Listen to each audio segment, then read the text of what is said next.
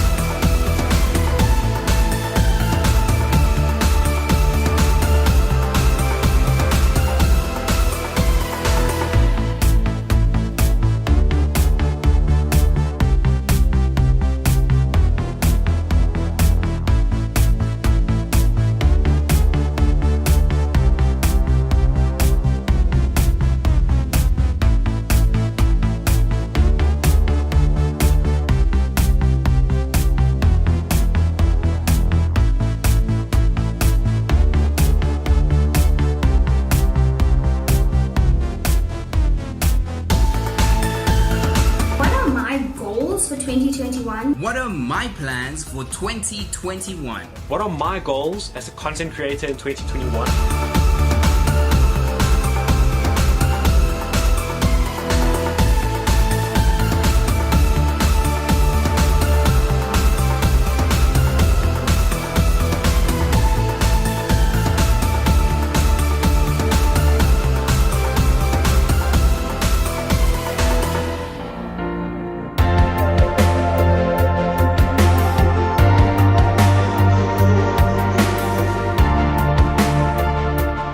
For those of you that are unaware, this is my girlfriend Danny. She's awesome.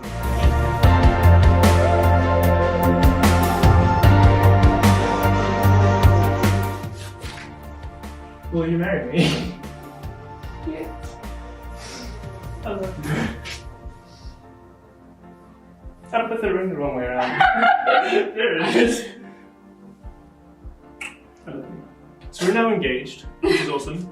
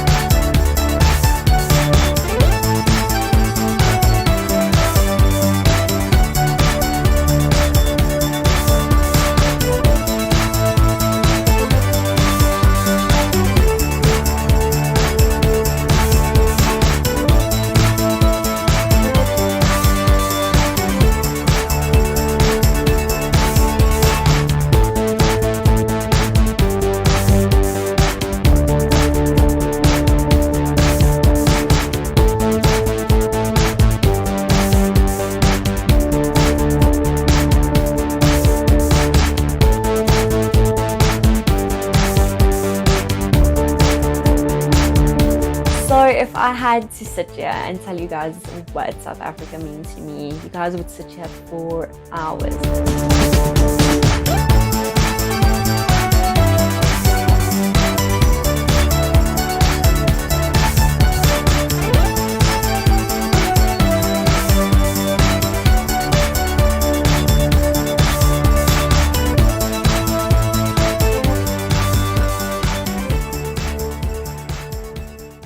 Three, two, one.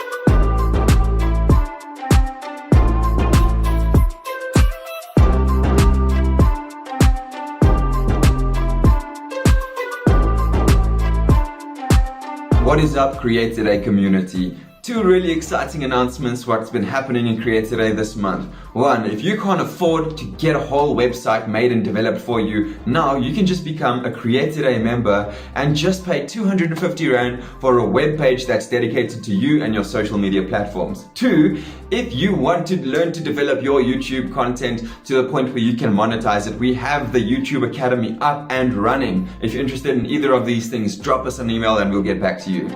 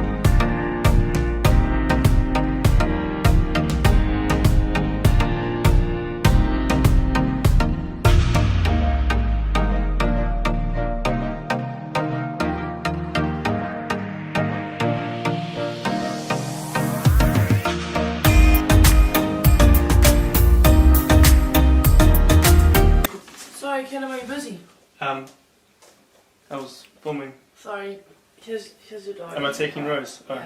Sorry. Okay. Thank you. Bye. Bye-bye.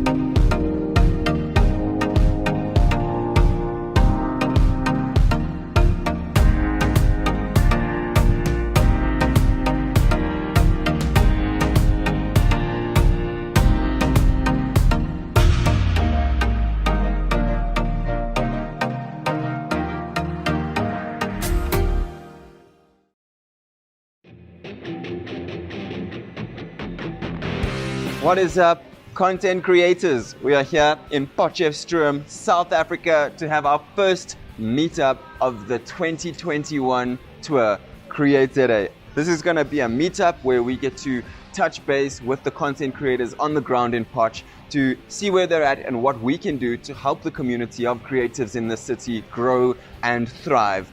We have another 6 months of events coming up around South Africa. You can RSVP on our website at CreateZA.net.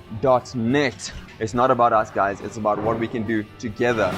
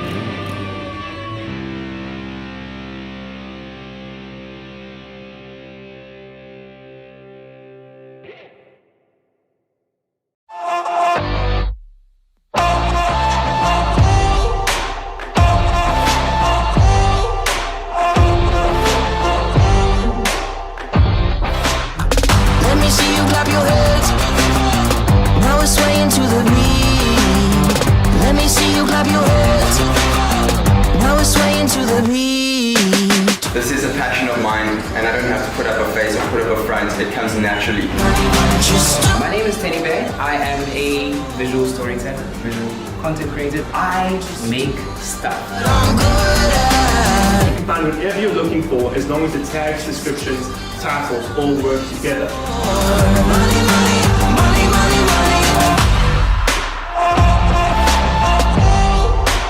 Whatever it is that lands and sticks, see, do I really like it? Go for it.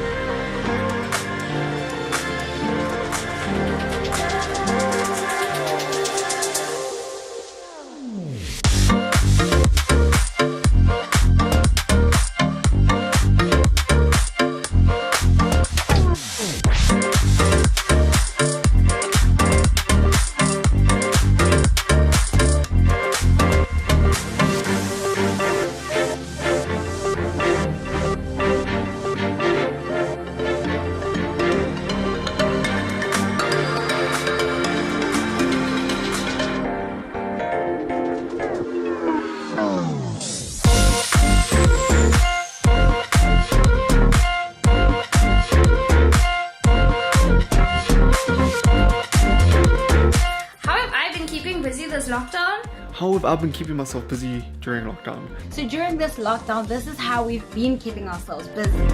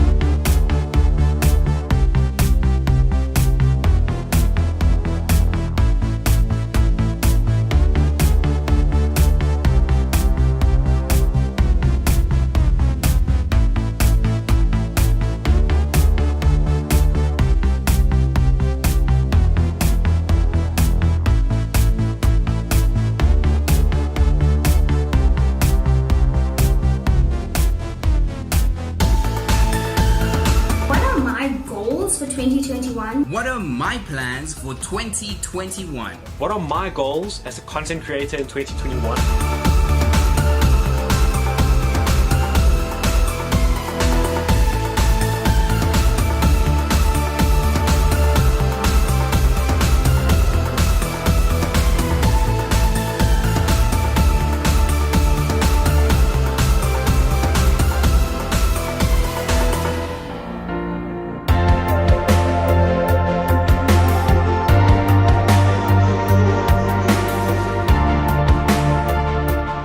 For those of you that are unaware, this is my girlfriend Danny. She's awesome.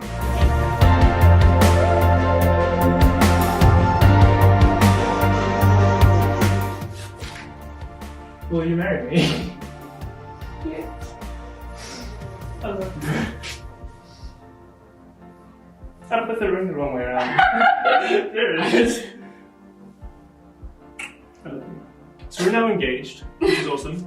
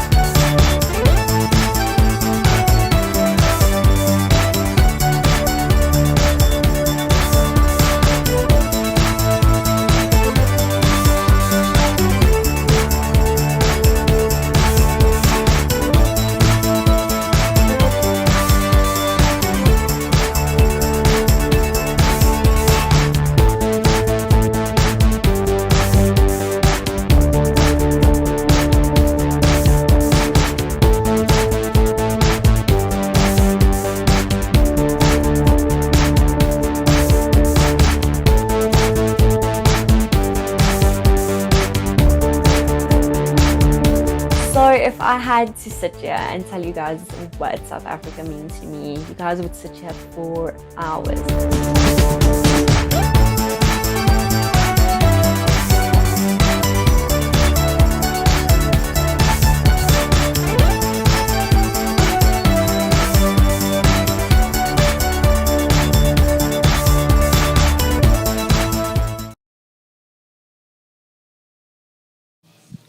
Hi everybody, how y'all doing? I go by the name of Tanda M. You guys look amazing. Welcome to the Joburg CreateZA workshop. Okay, I'm gonna need a little bit more energy from you guys. Come on, come on. Can I just intro myself properly, you know, the way I do on the channel? What's good, everybody? My name is Tanda M, aka your favorite's favorite. Okay, you guys look amazing. Okay, thank you so much for being here. Please do follow protocols. Feel free to vlog, do the most, you know, interact, network. It's nice to be here. It's nice to be here. It's always nice to be here. Understand? So the first speaker of the day, we have Sheldon, who is the co-founder of CreateZA. Okay, please come on stage.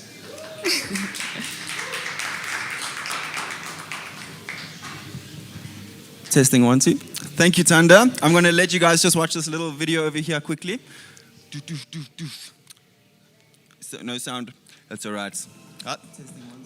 Thank you, Tanda. I'm going to let you guys just...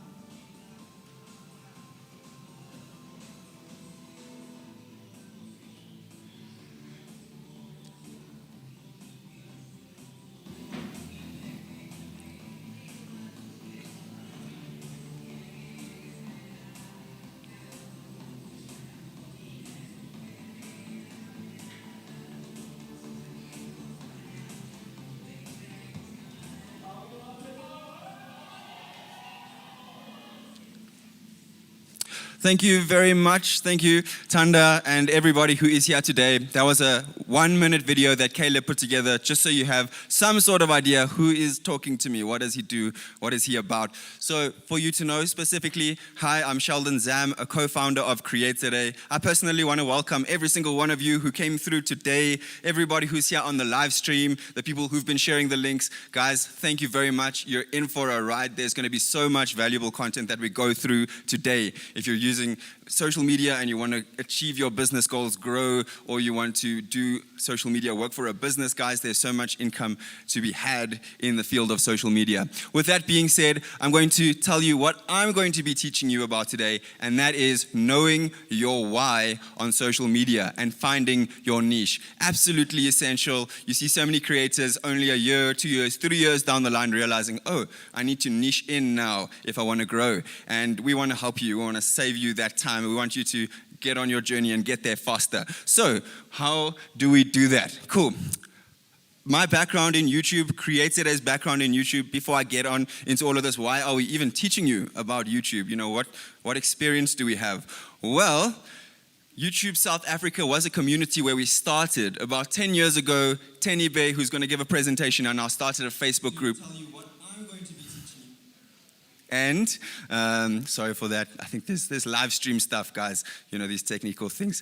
But yeah, Tenny Bear, he started that community, and since then, since over 10 years ago, we've been hands-on involved in the community of creators, knowing what questions they have, what are the struggles they have, and what is the advice coming from the community. From there, we started organizing events, workshops, working with people like Tato Rampedi, working with Owami Tlongwane and Rob the Ranger, guys, influencers across South Africa, people who know what they're doing, who really have the advice to give. And from all of that, we realized, there's such a bank, such a wealth of information over here. We need to give it back to the community. And so that is why we're doing what we're doing. We've worked with people like YouTube, Special Effects Media South Africa. We've worked with Amped before, and we've just had so much time in the community to know, guys, this is what you need to know to optimize your path of being a content creator.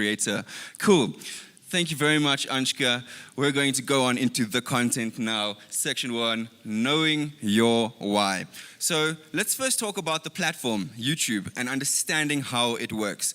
As platforms go, they want users to be on the platform. If it's TikTok, YouTube, Instagram, they meet their bottom line if they've got users staying on the platform. What does that mean? That means people are there for longer, they can click on the ads, they can watch more content, they can be on that platform for longer. And this is what businesses want, because they sell adverts, and people won't see the adverts if they're not on the platform. So how do platforms keep people on there? You know, you want to keep your creators creating, because if there's no created content, well, I mean, who's going to come? So with that in mind, they've programmed it in such a way that cool, you get engagement. You see when people are reciprocating with what you're posting, you get likes, you get comments, you get shares. Even now, there's new options like creating little TikTok-like format content from YouTube itself. There's so many types of ways you can engage, even with commenting. And YouTube uses this to monitor, okay, people are looking at your content and they find it engaging. They actually want to know what's going on. They want to build a relationship with you.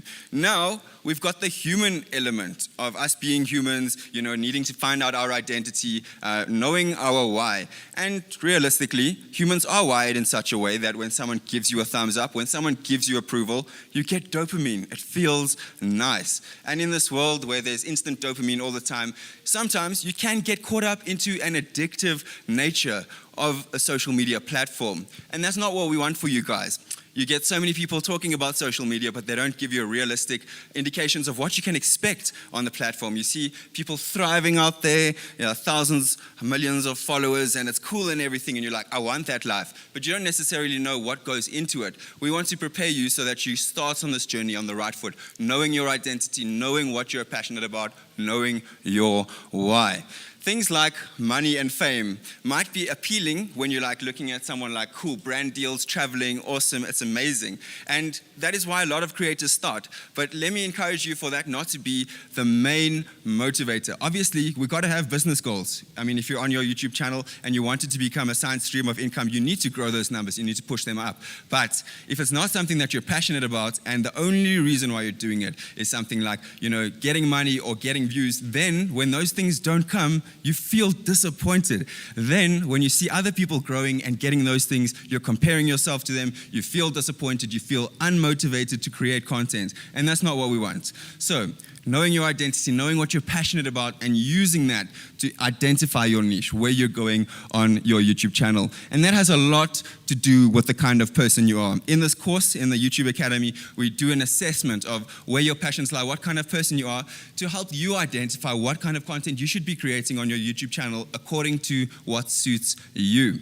Cool. Thank you very much, Anshka. Now, in order for this to be of value to you specifically, maybe you're here and you want to know how to grow on social media. You want to know, cool, I'm an artist. How do I get my stuff out onto YouTube with people to engage it? Or maybe I've got a company who wants me to do their socials. How do I use the platform to increase their engagement? Well, that is what you must think about then. What resonated with you from what I said now?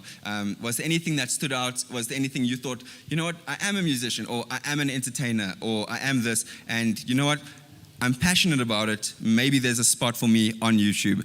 And that will lead you to understand what kind of content you must do. Is it DIY? Is it covers of music videos? Is it what? Is it reaction videos? You know, whatever it is that you can create sustainably. Thank you, Anshka. Cool. So, finding your niche, which ties on to what I just spoke about. Let's talk about a niche. What is a niche? Why do people talk about niches? Why is it even a thing? A niche is a specialized segment of the market for a particular kind of product or service. Why is that important to us as content creators who maybe want to earn using social media? Because that's one thing we have in common with businesses. We and businesses have a niche or a target market. Maybe, for example, Tato working with Canon, he's got an audience, he's got people who are interested in camera work, you know, they're content creators. So it makes sense for him to work with Canon because they're like, cool, if we're gonna work with you, we know that the people who follow you are the people who would be interested in our brand. That target market is a huge aspect to working with brands and finding that alignment, but also for your own sustainable growth on your channel. Cool. How do you find your niche? You can find new emerging markets. Maybe there's a new topic that's coming up, something that people are talking about. I think just as GBV started, that was a huge emerging niche, people talking about it. And there's trends that come and go. There's also new things, new technologies that people are talking about, inventions. If you're doing tech, you can review new content. You can review a certain series of technology, and so in that way finding your brand. But you get social activism, you get education, find what it is that resonates with the kind of person you are. Cool. And then you can also find questions in society. YouTube is the world's second biggest search platform, and people on this earth have questions, tons and tons of questions. So if people are asking a question and you don't see the answer out there, this is your opportunity to capitalize. If a lot of people are searching something but there's no competition, that is a big way to grow on YouTube. Untapped market, unsaturated markets, and getting there before the rest of the people realize, hey, because you might not be the first one to think this is a great idea and no one's done it yet. Someone else might get there and might start doing it, and then they're going to rank on top of you on the YouTube page because their content has been performing better for longer. So get on it, and when the time is right, that's one thing you'll know about YouTube, catching trends. It does take effort to be on time with it and getting ahead of the market. Cool. And then do a SWOT analysis. Look, cool, this is the idea I want to do. These are my strengths, my weaknesses, my opportunities, and my threats. These are my competitors. This is my content. This is why I believe people will want to watch my content over their content. This is what I bring that's different. And you just look at your opportunities in this niche. Okay, cool. I love tech. What are my opportunities? Well, there are tech brands. I can review their content. This is a direction I can go. I want to work with these brands. So SWOT analysis, really helpful. Thank you very much. And that was the end of my presentation. I just want to remind you guys, take notes of what you're learning. We're going to be doing a quiz, a live quiz after this. And from that, we're going to choose the top 10 candidates to win the full YouTuber Academy to the value of 2,000 Rand. So there's going to be 2 more presentations right now. I'm going to give my young friend 10 an introduction, and keep your minds open and get those notes taken down. But for now, I want to just say, my co-founder, Tsenolo Tsenkeng, the one who started the Facebook page over 10 years ago, he's a pro at production. He's been working at Duck Soup Productions for the longest time. He's a content creator. He's a very dramatic individual. I'm just warning you guys. Anshka, can you please roll the intro while we put our hands together for Tenny Bear?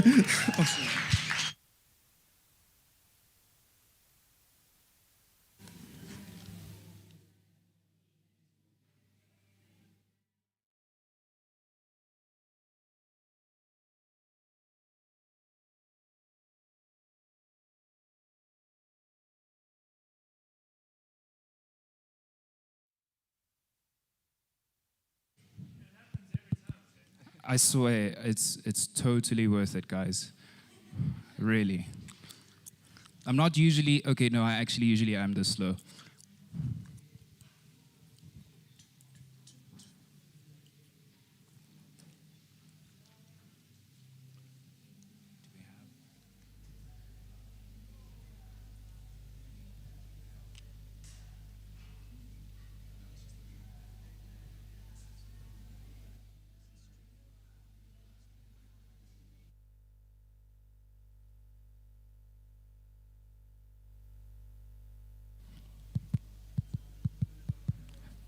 Okay, guys, we're having a little bit of trouble with that. So I'm going to give it one more shot. I think the live stream is slowing down our internet a little bit. Oh, wait, that's my face.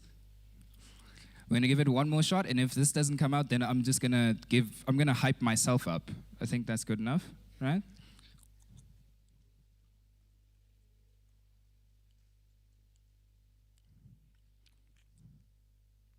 Okay, hailing from a small town in Mafeking, growing up to eventually become one of the most average YouTubers you have ever witnessed. The one, the only, Teddy Bear! Thank you. I don't know who introduced me. I'm more than an average YouTuber, so guys, whatever. Okay, well, it is good to be here. It is good to have you guys here. Thank you to all the new people that are coming in and to all the people that are joining via the live stream. Thank you so much. You guys are amazing, and you're about to learn some amazing things about production. So as Sheldon mentioned earlier, we co-founded CreateZA together because we have a passion about improving the production quality and improving creators in general, eventually getting creators to the point where they can make money out of what they do. So I'm going to tell you guys a little bit about production. What is production? Production, in a basic sense, is the process of making something. So you can produce a sausage. You can produce a cell phone. You can also produce a video. So production is the whole process of making something. And with the process of making something, there's the thinking about it, the planning phase, there's the doing phase, and there's the marketing phase. Think about anything. A sausage. You have to think about making it, you have to make it, and then you have to sell it. So moving on to pre-production. Pre-production is basically everything that you need to do before you actually start filming. So things like checking your lights, making sure that your light is good, checking that your gear is good, making sure that you have the right audio, also making sure that you've scripted something or you have something prepared so that you don't just come there and you start blabbering up or ranting. I don't know if you guys have ever watched a YouTube video where someone talks for so long and at the end they're not actually saying anything. This is someone that hasn't prepared what they were saying. So, what is pre-production? Why do we do pre-production? Pre-production is going to save you a lot of time. I was actually with my friend Divan here just outside where we were busy filming the actual environment. And before we started filming, I said, Divan, what do you actually want to achieve with this? Sorry, technical. Should I swap mics? Are we good? Okay. So it's going to save you time, but also you need to confirm your shoot location. So here's a very practical example. This place over here is a public space where you're not actually supposed to film outside because you don't know who you could be filming outside. You need to get indemnity forms, you need to get permission from people. If you're going to be filming somewhere, you can't always just whip out your camera and start shooting. As some of the people in the audience know, they've already gotten something from the security guards outside who is telling them, nah, you can't film here. So when you prepare, you need to be thinking about all of these things ahead of time. One of the things that you want to be thinking about is a shot list. What is a shot list? A shot list is basically a list of all the things that you're going to be filming on the day. So you're going to be getting your camera angles. You're going to write that down. Is it going to be a medium close? Is it going to be a close-up? Or maybe they say, over here, I'm filming whatever. I'm going to get a close-up of the speaker. I'm going to get a wide of the speaker. I'm going to be introducing everything. I'm going to be introducing the story with a wide and coming in. and coming in closer to tell a more detailed story. All of these things you need to think about beforehand. Like I said, you need to be thinking about your script, thinking about your shots, thinking about your angles, but also when you are in this process, you're also going to be looking at your lighting and where you're going to be putting it down. Let me just read here quickly. A shot list is a document that includes all the camera shots that will be captured on a specific day, scene, or used in the entirety of the video. The purpose is to ease communication between the film crew as well as give them a sense of ease and direction by providing them all the key details that they need to be aware of. These are the things that you need to know ahead of time. So over here, we've got an example of a shot list, and it's got some things like VLS, MLS, LS. All of these are camera angles, and you've got the camera type, you've got the description of the shot, you've got the location of where it is, you've got your scene number, and what kind of movement is going to be. These things seem really complicated, but believe me, they improve your quality so much. Even if you don't write it down, have it down in your head. Think about it before you start. So next thing we're going to be talking about is lighting. Why do we talk about lighting? Because it's lit. I'm sorry. Thank you. Thank you for the pity laughter. So the best way to go about lighting any situation is to use the biggest light that we have available to us, the sun. The sun is amazing because it's always on, even if we can't always use it. It's always on, it's always available in senses. And so you can use it to actually light up your scene. If you're filming indoors, if you're filming on a bright sunny day like today, I would recommend that you film indoors because what happens is you can use the reflection of the sun and the light coming from the sun to cast a nice soft light on your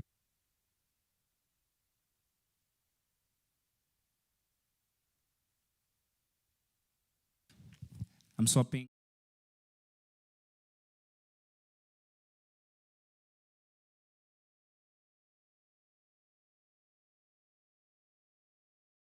You're filming indoors, it is already bouncing around everywhere. So by the time it hits your face, it's nice and soft and diffused. It's not too harsh. I see a lot of African faces in the crowd. So y'all know the struggle of being outside and you are taking a photo and the background is fine, but you are too dark. You know? That's what happens when you film outside on a bright day. There's too much contrast. There's too much going on. The shadows and the light parts are too contrasty. So what you want to do is when you're filming outside, you want to film on a cloudy day because the sun, the clouds create a natural softbox which diffuses the light, and diffusing basically means it bounces it everywhere so that when it hits your face, it's not direct. It's kind of like the difference between shining a torch on someone and putting a t-shirt in front of a torch when you shine it on someone. Okay, so as you know, cell phones have automatic settings for exposure, so you want to make sure that when you are filming outside or when you're filming anywhere, you're filming in a place without too much contrast. Like I was saying, to the African members of our audience, we know how it is when you have, when you have a light in the background. Oh, my goodness. So how do we fix that? With a 3-point lighting system. So I put together a nice basic 3-point lighting system for you to see how basic lighting works. We have our key light, which is the main light which is falling on you. I'm going to use this as an example of a key light. It's the main light that comes onto your face. The problem with a key light is if it's, say, coming from the side, over here, it casts shadows on the other side of your face. So you want to have a key light that comes in, but then you also want to have a fill light that fills out your face. So you've got shadows. When you've got your main light coming in from whichever direction, it's going to cast a shadow. And then you want to go on the other side to get rid of that shadow. The backlight is basically to make sure that you stand out. So remember what I was saying earlier about being a dark person or having dark hair? Now imagine you've got dark hair and in the background you've got a dark background. Your hair is going to completely disappear. So you need to have a nice little backlight like you see over here. Oh, you guys can't see it, but the guys on the live stream can see it. Just over on the top of my head over here, there's a backlight which makes me pop. Now, if you don't have all of those things available, that's okay. You can use what you have at home. So, if you are, for example, filming at home, you can use the sun as your main key light, and then you can use a lamp as your fill light. And if you have a light background, you don't even need a backlight. So it's all about using what you have available, where you have available, and not letting your equipment stop you from creating. So next is audio. Now, something that people don't know is most people can actually stand a video with like bad visuals and the audio is good. But if the audio is bad, it just ruins the whole video, yeah. It just ruins the whole video. So you want to make sure that your audio is on point. Fortunately, we live in a world of technology where all of this is actually really easy. So what Sheldon and I do, we found this amazing trick. You film with your main camera, your main phone, you're busy filming there. You take another camera and you put it on your lap and you put on the record button on your phone. Your phone's cell phone recorder actually is so good that that is good enough for you to use. The problem with DSLR cameras is they're made for shooting. They're made for taking pictures, not for taking audio. So the audio on your DSLR camera is actually really, really bad, and you shouldn't be using that as your main audio. You're going to want to make sure that you have an external audio source. So that's your cell phone that you can use, or you can use a lavalier microphone that you can... I had one in my pocket, and I'm not wearing my jacket. Damn. Anyway, I had an example of a lavalier for you guys, but it's one of those clip-on mics that you clip on, and then you can plug that into your phone. Actually, Tato's busy wearing one, but I can't. He'll see him when he gets on stage. Clip that onto your shirt, and then you can go there. You know those really pro guys? They have that. You'd be surprised. Those things actually aren't expensive. You can find them online on Takealot or whatever. Do that, connect it to your phone, and already your audio experience, your audio quality is there. It's there. So when you are busy filming with an external audio device, the problem that you're going to have is you're not going to be able to synchronize it later on, or you're going to struggle with it.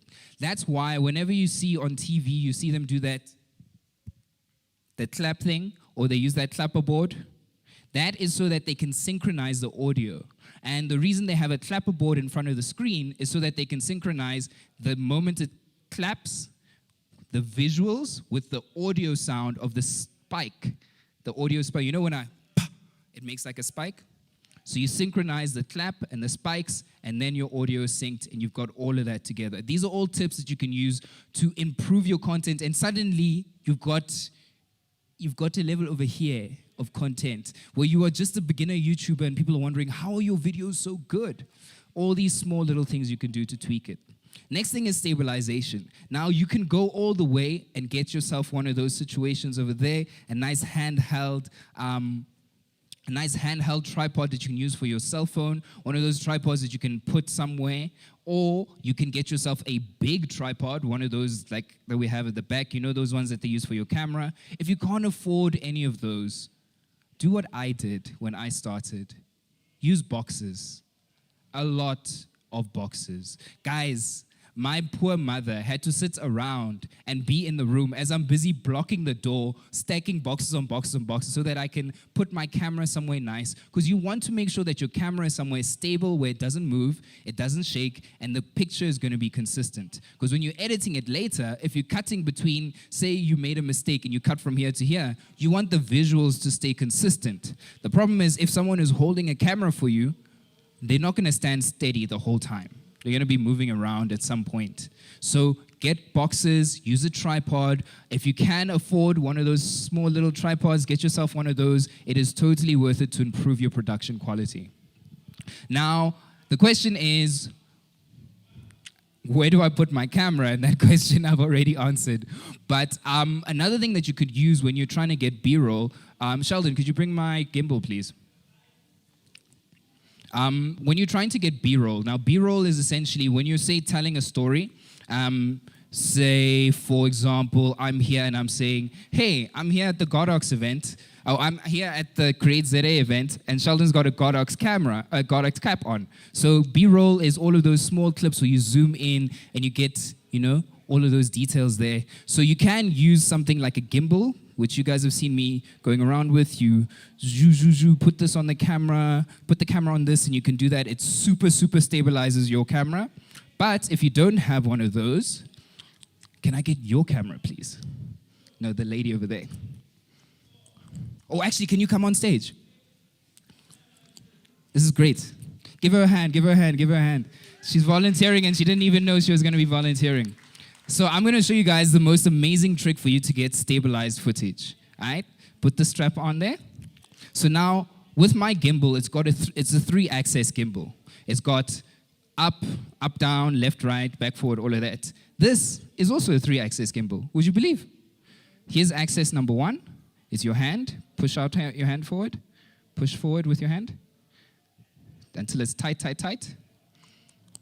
This is your first axis of stabilization.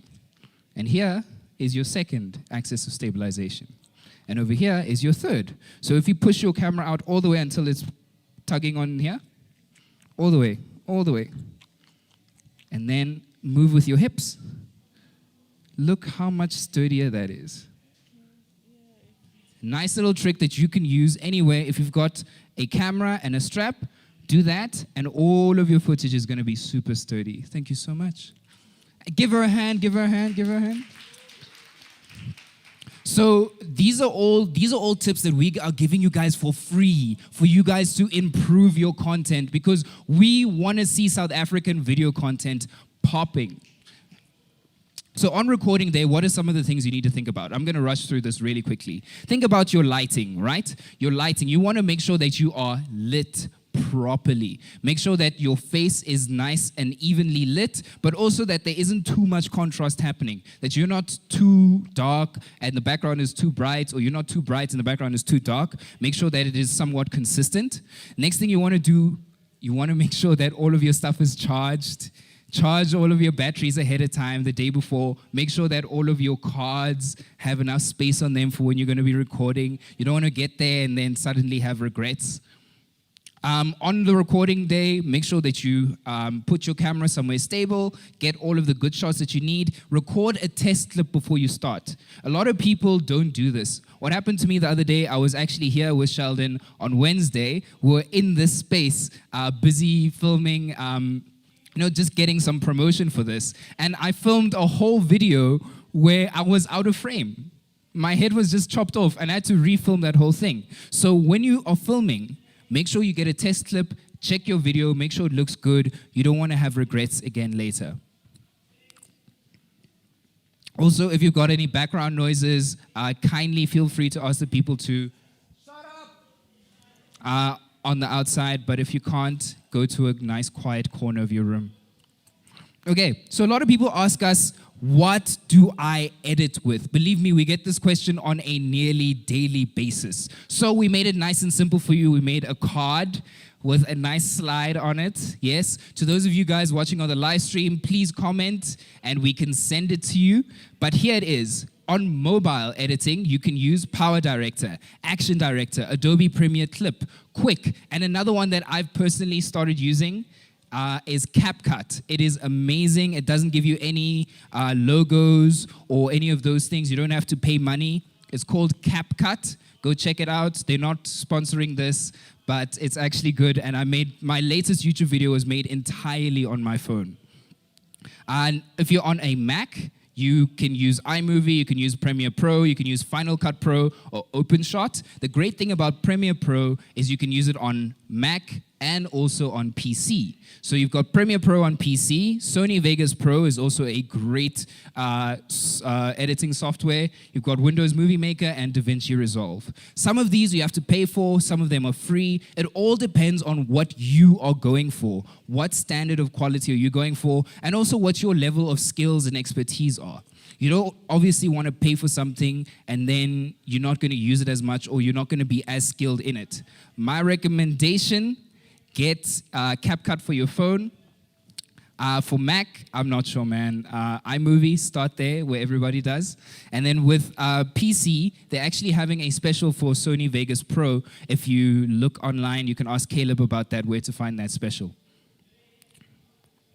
Okay, so in summary, it actually isn't that hard to make great content. And a lot of people have many excuses for why they're not on YouTube, why their content isn't blowing up, why people aren't watching their videos. And oftentimes it comes down to the small little things, the small adjustments that you can make to make your content better.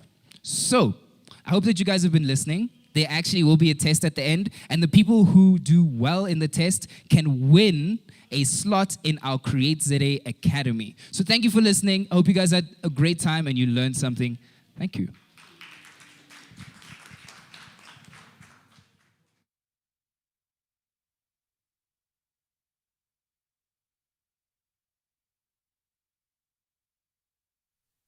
Thank you very much, 10. That was great. I hope you guys took notes. That was probably the most compact amount of information that you'll receive today. So don't worry, it's not going to be too hectic. That was probably the more technical thing. The next one, though, is so useful, guys. Analyzing the content from the creators of South Africa. We've got a WhatsApp group for people just to post their YouTube links. We are able to assess the content coming from South African creators. And this is a huge thing that can really, really improve creators' content and its reach. But they just don't do it. They just don't do tags. So listen, this is something that can really help you take some notes. And for now, I'm going to ask Anshka if you can play that intro video. Yes, nice. Moy, Caleb, you can come up. Thank you, guys.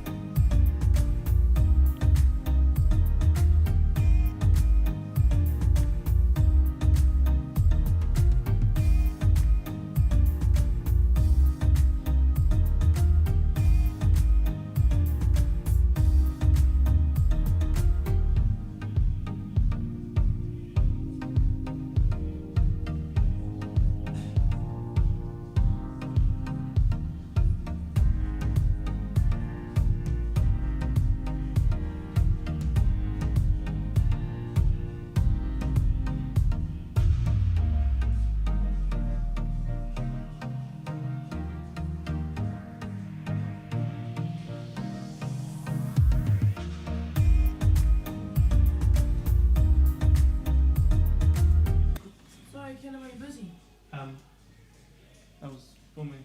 Sorry, here's the door. Am I taking Rose? Oh. Yeah. Sorry. Okay. Thank you. Bye. Bye-bye. Awesome. Hey, guys. Is the mic close enough to my mouth? Can you guys hear me? All good. Fantastic. Cool, guys. So how many of you have put a ton of effort into a YouTube video? I'm talking like days or weeks into working on a YouTube video, and it gets like 10 views. And you're wondering, why am I not getting more views? Why are people not finding my videos? I know I saw a lot of hands go up. I feel that all the time. It's something that's very, very, very real. So that's what we're going to address in today's video. How are we going to get more views on our YouTube videos? This was a section of YouTube that I really had to force myself to love. Because at the end of the day, YouTube is nothing but a labor of your love and passion. And so you've really got to find a way to love every single aspect of YouTube, because if you start to ignore just one aspect of YouTube, it is going to impact all of your views, all of your watch time, everything like that.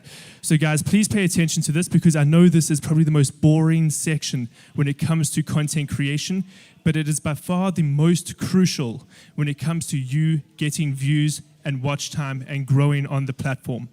Okay, so guys, we're going to be talking about search engine optimization. For those of you that don't even know what search engines are, we're going to break that down in this presentation. We're going to talk about how you can use them to your advantage and what are the best practices so that you are going to be getting more views. Ultimately, that's what we want on YouTube. We want people to see our content. There's no point in investing so much time and effort into creating videos if people don't watch them. So let's break that down right now. Thank you so much, Anshka. So search engine optimization. What is a search engine? We actually use search engines all the time. That's YouTube, that's Google, that's Bing, it's Yahoo, it's pretty much even Wikipedia. Every time you enter a search query into one of those engines and you get results, ultimately that's a very simple version of a search engine. So I want you guys to think about the World Wide Web. You've all heard that saying before, right? Everyone's heard World Wide Web. And so I want you to think about an actual spider on a spider web hunting for prey. That's exactly how the internet works and all of its search engines, including YouTube. You've got to send out the right vibrations so that spiders go, ooh, okay, that's content that I want to consume. That's content I want to eat. But how do we create those vibrations that spiders want to go out and capture the prey? We use our tags, we use our titles, and we use our descriptions. Am I making sense? Cool, are we following? Fantastic. Because I know it can get a little bit confusing. So I just want you guys to realize you need to tell search engines what to search. When you're on YouTube, when you're on Google, and you search for something, you're telling YouTube exactly what you want. So you send out your spiders saying, I want to watch, for example, someone breaking down how to do different DIY tasks. you've told YouTube exactly what you want. And so those spiders are sent out and they look for the different titles, tags, and descriptions that match your query the most. Thank you, Anshka. Cool, so how do search engines work? They use titles, tags, and descriptions. So ultimately, your titles basically break down in one sentence what your video is about, or if, for example, it's a website page, it breaks down what that page is about. It's one sentence, basically compromising all of your content. Then you get your descriptions. Your descriptions are basically a paragraph doing the exact same thing, but in greater detail. And then you get your tags, which are keywords, and your keywords describe the content as well. And your descriptions, titles, and tags all have to line up. There's no point in having titles, tags, and descriptions that either contradict each other or send viewers down different paths. Thank you. Okay, I have kind of broken down everything, but I just want you guys to really think about the fact that they have to work in tandem. So ultimately, there's two different reasons why we use titles, and I've swapped them the wrong way around on this TV, but the first one is for search engines. You need to tell YouTube exactly what people are looking for in your videos. You've got to align your YouTube titles with search intent, okay? So make sure that your video summarizes what your entire video is about so that the spiders on these spider webs can find your content. The next is that you have to make sure that your title is engaging enough that people actually read your title and go, that's a video I actually want to watch. If I were to just say, top 10 reasons to live, that's a boring title. But if you have something like, top 10 reasons why living in South Africa is so freaking cool, suddenly you're a little bit more engaged in that video. So you have to look at both your search engines and the human element. Thank you. Then we get on to tags. Tags are descriptive keywords. Ultimately, they can also end up being short phrases that you basically use to find very similar videos in your niche. So YouTube actually puts a ton of weight when it ranks your videos. For example, when I make a Comic-Con video, so for example, Comic-Con Africa 2019, on the right-hand side of my page, you'll see that YouTube recommends other YouTube videos as well that are also Comic-Con videos. That's the result of tags. So if you want some organic recommendations from YouTube, make sure you use your tags really effectively. It's a great way for your content to appear next to content by much more established creators. Cool, thank you. And then descriptions. Guys, these ones are the most boring in my opinion. I hate coming up with descriptions, but they are so incredibly important. I just really want to say, guys, I know when you're busy uploading YouTube videos, the last thing you want to do is think about what you're going to write. It's boring. I want to be creative, and that's why I spend all my time editing. But if you don't actually put effort and time into your descriptions, YouTube isn't going to put time and effort into promoting your videos. So don't ever let one specific aspect of what you're trying to pursue slip. So you get two different types of descriptions in YouTube. You get your video descriptions and you get your channel descriptions. We're going to first talk about your channel description because you only actually have to do that once. Your channel description is basically what appears on your About Us page. And if you are able to write effectively and clearly about what your YouTube About Us page is and you use effective keywords, people can actually find your channel before they even find your videos. For example, if I am a cover artist and I really break down what my channel is about effectively and someone looks for example, top cover artist covering this song, that's a stupid title, but just bear with me. There is a possibility that my channel will appear in the top of the search results before even my videos. So people will have access to your entire library before they have access to even one person's videos. That's a very effective tool, and it's a great way to introduce someone to an entire amount of your content rather than just one video. But what you're going to be spending a lot more time on is your YouTube video descriptions. This is when you break down how your videos actually work and what your videos are about. This is by far the most boring thing in my opinion, but it's by far the most important. You have to make sure that your video description is engaging and uses enough keywords that your entire video is seen as healthy by the search engine that is YouTube. Thank you. So let's break down some SEO best practices. Okay, number one, align your content with search intent. Remember how I was talking about your titles, about how you want to make them engaging so people click through? You also don't want to make them so outlandish that people won't even think about looking for it. For example, let me think of a really dumb example. 10,000 reasons why John Cena is the greatest wrestler in the whole world and no one can beat him, not even The Rock or Hulk Hogan. No one's going to type that. Like they'll type in something like, why is John Cena the greatest wrestler? Because that aligns with search intent. That's answering a specific question. So while you want to come up with titles that are catchy and grab people's attention, don't become so outlandish. Don't become so outlandish, that YouTube is going to think that your video is just a bunch of rubbish without a clear goal. Make sure it aligns with search intent. Then we're going to focus on trends versus lifetime content. This is something I'm still trying to figure out to this day. Because ultimately, it's easy to ride on trends. Trends, boom, quick exposure, nice and easy. But very quickly, sometimes even the space of 2 days, that trend is dead. I do Netflix reviews on my channel. I know trends very, very well. I know when a series is going to do well. I know when a movie is going to do well. But I know after about a day or so, people stop caring because they've watched that movie. They've watched that series. So, for example, Netflix reviews are a great way to jump on trends. But no one's watching, for example, a Netflix movie that was released a year ago, unless it's something like Bird Box that really got a cult following. You've got to find a way to balance trends where you can get quick views very easily and what I call lifetime content, because I don't actually know if there's an official term for it, but ultimately content that will always be relevant to people. I want you to think about the cinnamon challenge. Do you guys remember the cinnamon challenge? Where like everyone was just taking a spoonful of cinnamon, coughing, and for whatever reason, it was all over YouTube. No one could get away from it. And it was a great way for people to jump on trends, get a ton of views really quickly. But who here watches cinnamon challenges nowadays? Like, I don't think I've watched one since like 2016. I haven't even seen one since like 2016. So that's a good example of something that was really riding high as a trend, but is now pretty much useless. No one's going to watch it. So find a good way to balance jumping on trends and riding that high, but also creating content that is going to be valuable for people for years to come, that people will constantly watch. That is how I believe you're going to stay relevant, by creating content that people want now, that people want tomorrow, and that people will want in a year's time. Try keep relevant. Then we have the saturation of the market. I always have to try to be very careful with what I say here because I feel like I can upset some people. But I feel like you'll agree with me when it comes to South African YouTubers in particular. We have got an oversaturation of beauty content creators and makeup artists. Like, I'm not wrong there, right? Everyone knows a makeup artist. And that becomes an issue when you're trying to break into that niche. You've got so much competition.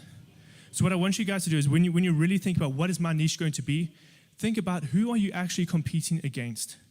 I know in regards to South Africa, like no one else is actually doing Netflix reviews. That's why I feel like I'm flourishing. I've got no competition from other South African content creators. I've got people in Canada and America and Europe, but as in South Africa, not that I'm aware of. Unless you guys do Netflix reviews here, in that case, I'm very, very sorry. Do you guys do it? I'm sorry. We must do a collab after this. But, and I've lost my train of thought because now I feel bad. I'm really sorry. But beauty vloggers, I feel like they've got a lot of competition, and that's the issue. You've got to balance that line between making yourself unique in a niche that you enjoy and you're passionate about, and then competing with an entire group of people that are creating the exact same content as you. And that's going to end up impacting your views, because ultimately, if I'm creating something about how to do a specific beauty look or how to do a specific makeup look, but 5 other people have made that video as well, you're going to be competing with that. So you've got to find the perfect way to find yourself in your niche and have your own identity. So for example, now that I realize you guys do Netflix reviews as well, we're going to have to find a way to make you unique and me unique so that we're not competing with one another and separating our subscriber count. We want people to be able to watch both of our videos and find a way to enjoy them and not watch your videos and think they've watched the exact same thing when they watch mine. Because then we're just going to become competition and ultimately steal views from one another. Find a way to make yourself unique. Okay, this is a very, very simple one. Do not include video 1, 2, 3, 4 or part 1, 2, 3, 4. I used to do this. This goes against YouTube search intent. How often do you guys look up, unless it's in an established playlist or like you know this is going to be video 1 of 2, but how often do you type in, I went to the mall, part 3? Like people don't type in part 1, part 2, part 3. All it does is actually ruin the chances of people coming across your videos organically. Avoid doing that. When I started my YouTube channel, I was like, people are going to want to watch my content like as it came out. No, people don't want to do that. So I screwed myself over in my early YouTube career by putting in video 1, video 2, video 3. Avoid that under any circumstances unless it's part of an established playlist. If it's part of an established playlist or a series that people have to watch in order and they know they have to type in episode 1 or part 1, try your best to avoid that. That music got very loud. Then, finally, number 5 isn't ultimately about search engines, it's about manipulating people. Jeez, okay. So I'm going to try to be a little bit louder than the music. Ultimately, thumbnails are so incredibly important. That's what grabs people's attention. If you put all of your time and effort into a video, again, weeks and months into a video, and your thumbnail is boring, what's going to convince people to watch it? Because they don't know the content of your video until they've clicked through it. Make sure your thumbnails are engaging and interesting. Otherwise, all the work and effort you've put into your videos is ultimately for nothing. Thumbnails are much like SEO in the fact that they can be very boring to make, but you've got to find a way to love them, because unless you are really putting in all of your effort and all your work into something, you're really going to end up shooting yourself in the foot, because not all of the aspects that YouTube is looking for is being taken advantage of. Thank you. Oh, perfect, that's the end. So thank you guys. If you have any questions, you can find myself afterwards. I'll be around. But yes, fantastic. If I'm not mistaken, I'm going to be handing over to our MC of the event. So thank you so much. Thanks, guys.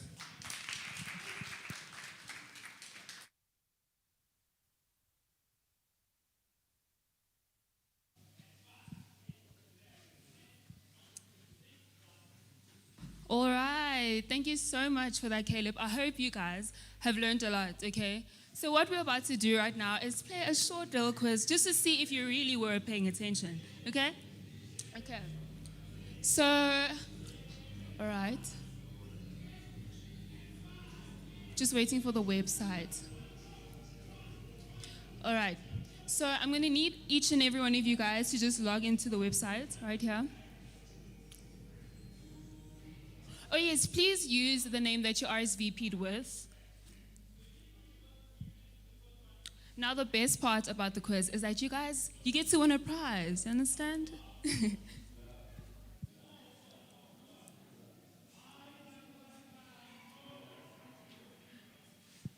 Have you guys logged in? Are you sorted? Okay. Okay, yes, there's actually Wi-Fi here, guys, just in case you didn't know. The password is amped friends, right? Yeah. Yes, all capitals. Please make sure. Yes.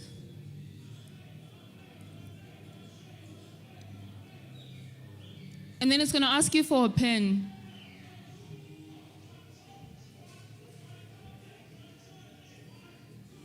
Are you guys able to see?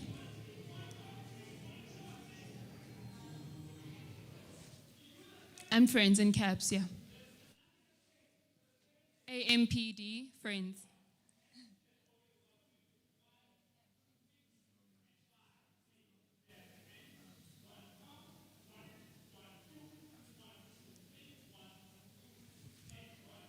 Okay. Sorry, we launched the wrong game for you there. That was Teams. We're just going to relaunch that one. So fortunately, not too many people were in yet. Go to the one on the left. I think so. And then it should be the normal one-on-one test. There we are, one-on-one devices. There we are. Cool. So if you go to kahoot.it on your Chrome browser, any browser on your phone that can access the internet, you type in kahoot.it, and there'll be a 6-digit or 7-digit code that you need to enter over there. It's 713-9107. Please enter the same name that you RSVP'd with so that you can win something. If you put in some other name over there that's not on the RSVP forms, even if you win, we unfortunately can't give you a prize because we won't be able to find you. There we are. We see Sandiso is in. We're just going to wait for everyone to pull through. Awesome. Thank you, Tanda. Okay. There we go. Okay. Yes, more people, more people.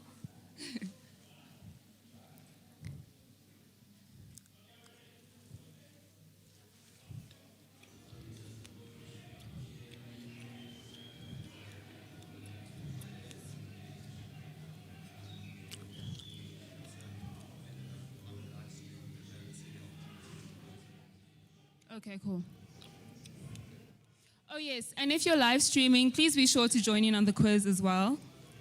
And shout out to you guys for live streaming, by the way, if you couldn't make it.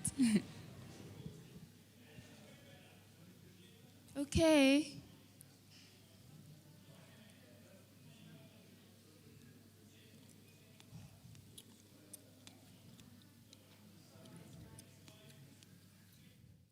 Are you guys ready? Okay, then. All right. Whenever you're ready.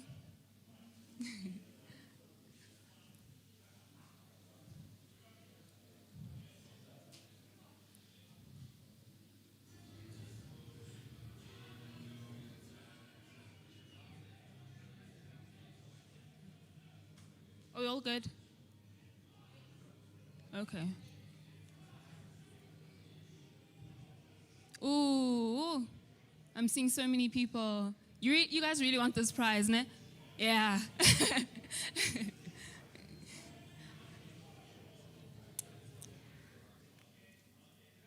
All right, then we're good to start, right? Okay.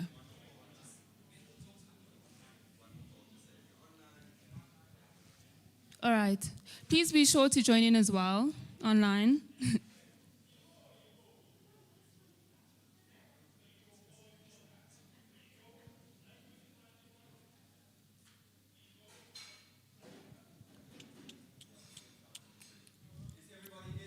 Are we all good? Okay. Are you sorted? All right. We can't leave you out. We can never do that.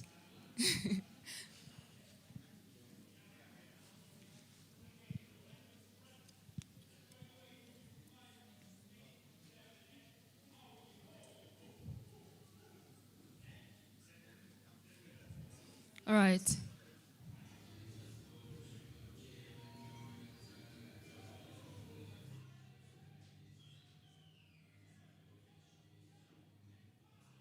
Shoo, yeah, no, it's gonna get tricky. I'm seeing a lot of you guys coming in.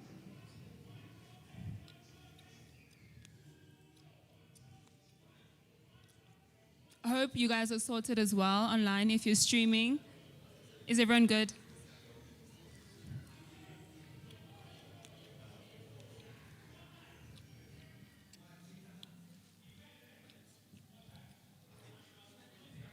We're good to go. Okay, then you'll just have to start. Press start. Let's go. And remember, the quicker you answer, the higher your chances of winning and scoring high, remember. So first question, where should your why be anchored?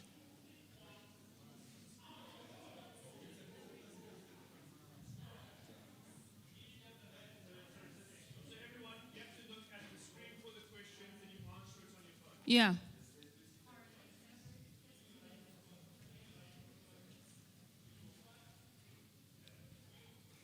All right, let's see who's ranking high. Tato, he's not even here.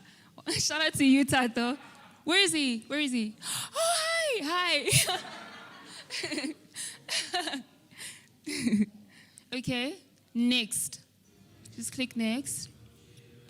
Okay, what is a niche?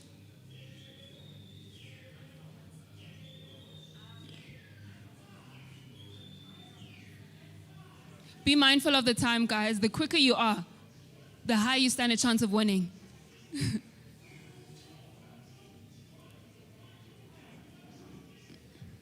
Time is up.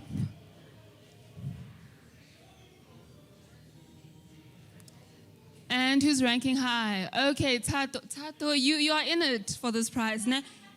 Give other kids a chance.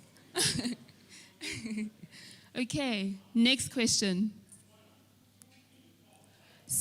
Okay, select one of the tips for finding a niche. Select one of the tips for finding a niche. So just click one of the options for your answer.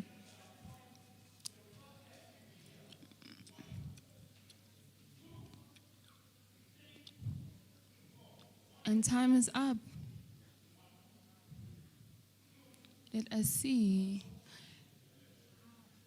You already know? You already know.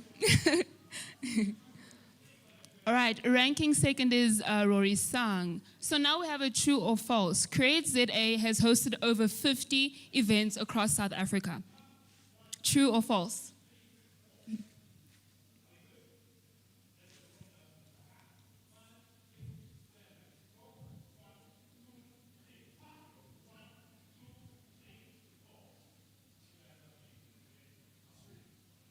Alrighty, let's see. Who took first place? Tato. Okay, okay. Rory Sang is coming for you. Rory Sang, I see you. All right, next question. Who have we collaborated with?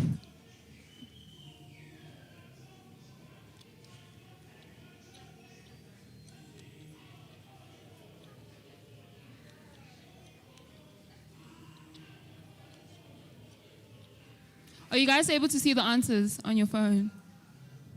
Okay.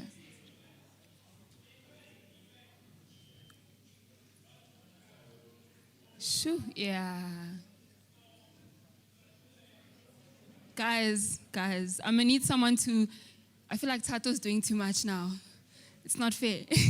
Okay, what is production?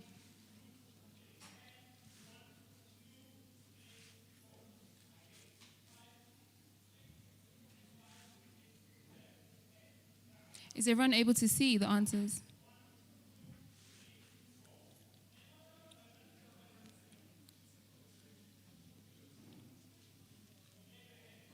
Ah, Rory Sang. You understood the assignment.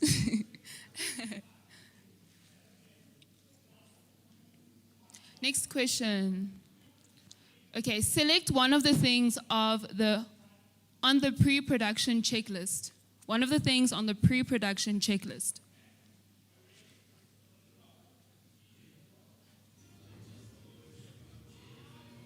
Don't forget the prize, guys. Keep your mind on the prize.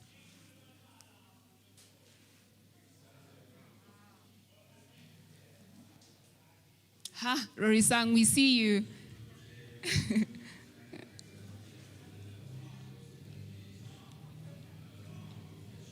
Okay, another true or false.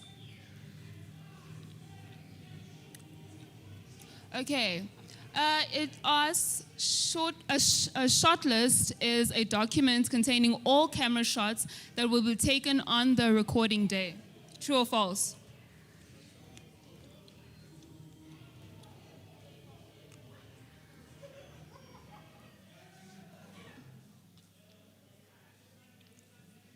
True or false? And it is true.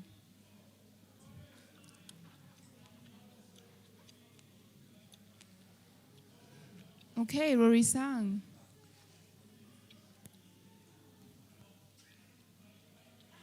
Another true or false? It is absolutely necessary to do a test run. True or false?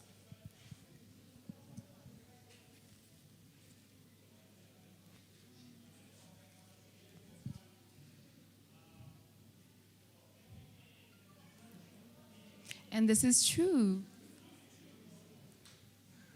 Let's see. Okay. I see you, Whitney. I see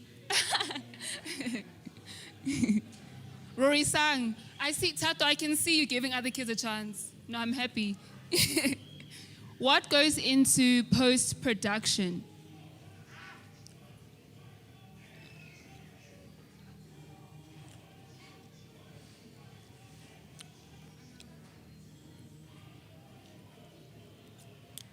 Now we'll see who is paying attention.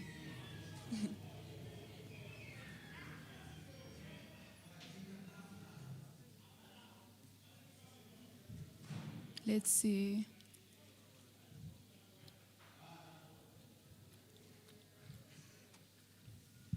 Okay. Rory Sang.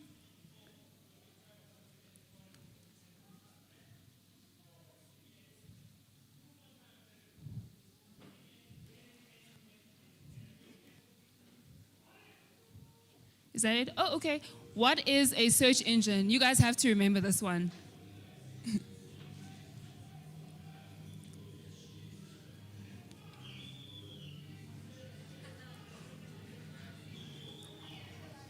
Yeah, I see the answers are coming in fast. Yeah.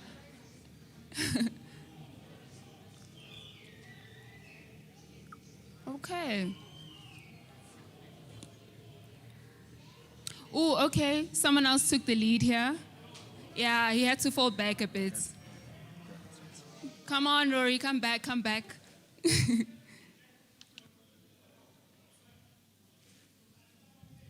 Okay, next question. Okay. What tools are most effectively used for SEO?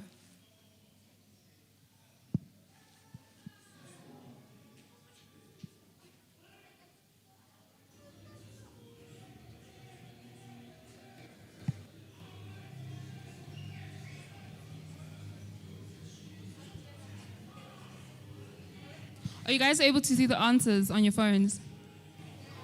Okay. You can't? Okay. Let's see who's ranking high this time. Divan. True or false? Okay, let's see. SEO is crucial for organic growth and brand awareness. True or false?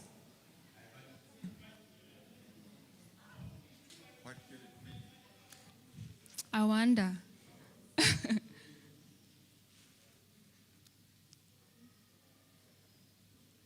It's true. Okay. Oh, who just came in? Okay, Zolelo, we see you. We see you. Another true or false? Yeah, no.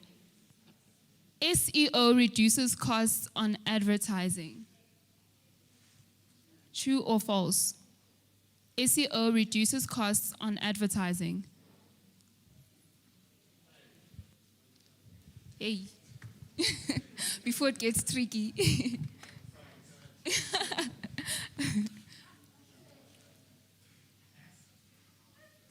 Yeah, Zolelo is fighting.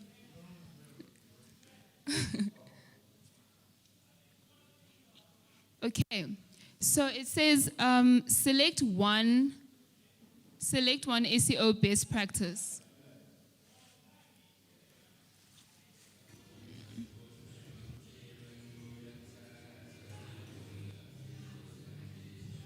Select one SEO best practice.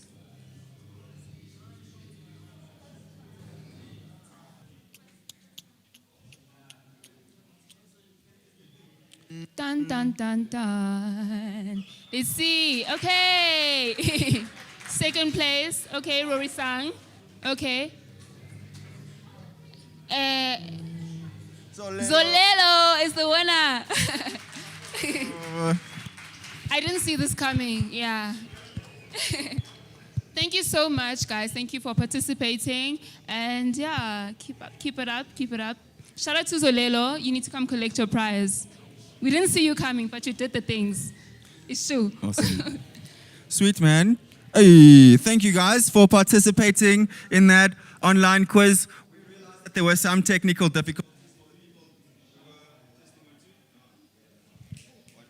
1, 2, hey, sharp.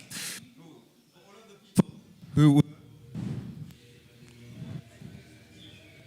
Testing 1. Oh, wired.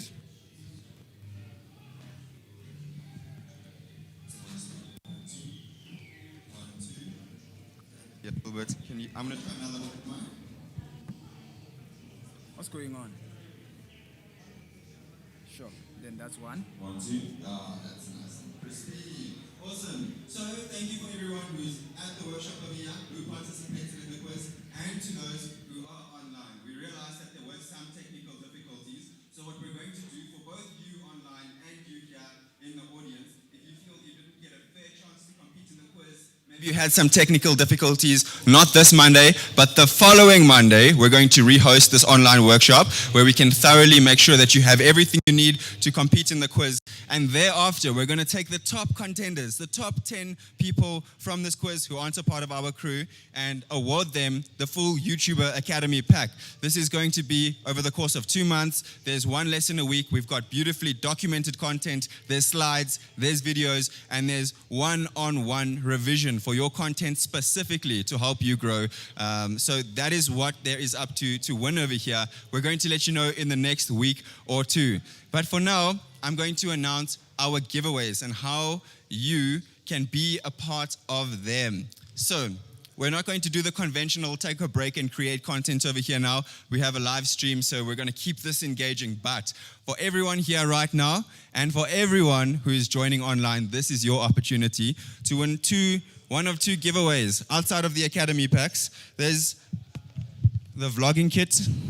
I don't know if it's all zoomed up on here, but this is a vlogging kit. It's got a microphone, it's got lighting, it's got gels, it's got a tripod, and really a whole bunch of factors that will improve your the quality of your content. Stabilization is a huge thing. You saw Ten talk about it. Sound is a huge thing, and lighting, they're all huge things, and so this can really bump up your content. Another thing we're giving away is a ring light. So at the back there, you'll see there's a ring light set up for people to record. You know, most a ring light is like 12 inches. It's amazing. If you need a tripod and lighting, you can record at nighttime, anytime, and really step up the production quality of your content. How do you win the prizes though?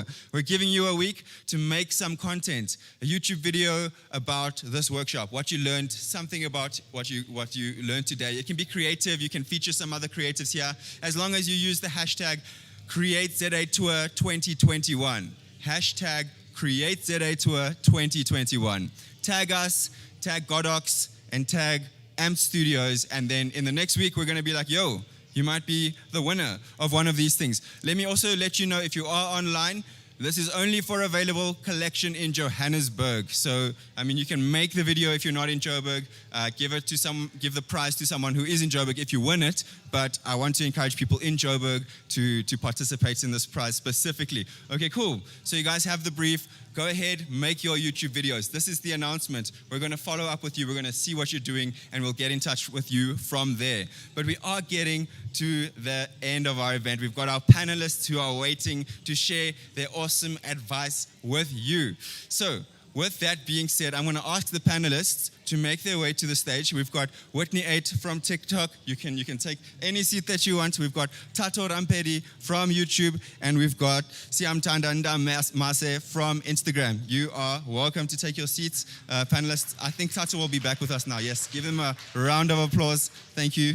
Awesome.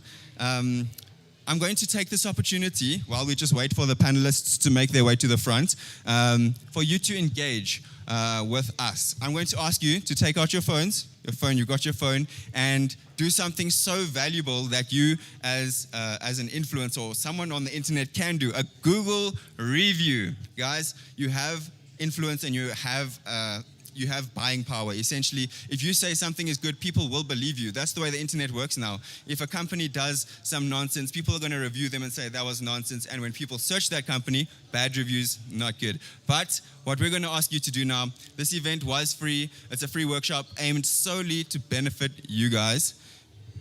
Yes, Tato. If you can come take a seat. Panelists at the front. Yep. So if you can go search CreateZA on YouTube. On Google. Just search CreateZA in that search bar over there and drop a review, drop a 5-star review, and just give us some thoughts about what you experienced here today. That would be awesome. It would really help us and let this community reach more people. But with that being said, I'm going to invite Tanda back on stage over here to help me coordinate this panel. I want everybody over here, everybody who wants to learn something. If you're online, if you're in the audience, we have an amazing panel over here. Look, guys, amongst these 3 people, there is so much experience I can't even tell you. So make use of it. Ask them the questions that you have. I'm just going to go around quickly and give them young intros and ask them to introduce themselves. Maybe that'll help you with the questions you want to ask them. So starting on the left, Mr. Tato Ramperi, who's been in the YouTube game for a few years now. He's recently hit 90K subs on YouTube. This guy is going, he's growing, he's collaborating. Yeah, man, give him a hand of applause. That is awesome stuff, man. Tato, would you mind giving us a young intro to you and what you do on your channel?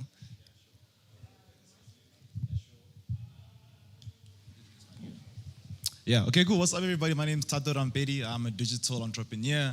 I create YouTube videos and like Instagram and Twitter and stuff, but I'm mainly on YouTube. I've kind of segmented my channel to have like a whole bunch of different things. So I've got like stuff with my girlfriend, like we have like a couple channel within Tato Ramperi. I've got like the sit downs a day where we also done like this and we speak about some stuff in Tato Ramperi. And then I also have like a speed dating series called Looking for Mjolo. So I've got a channel Tato Ramperi and I just create a whole bunch of different content. And yeah, that's me.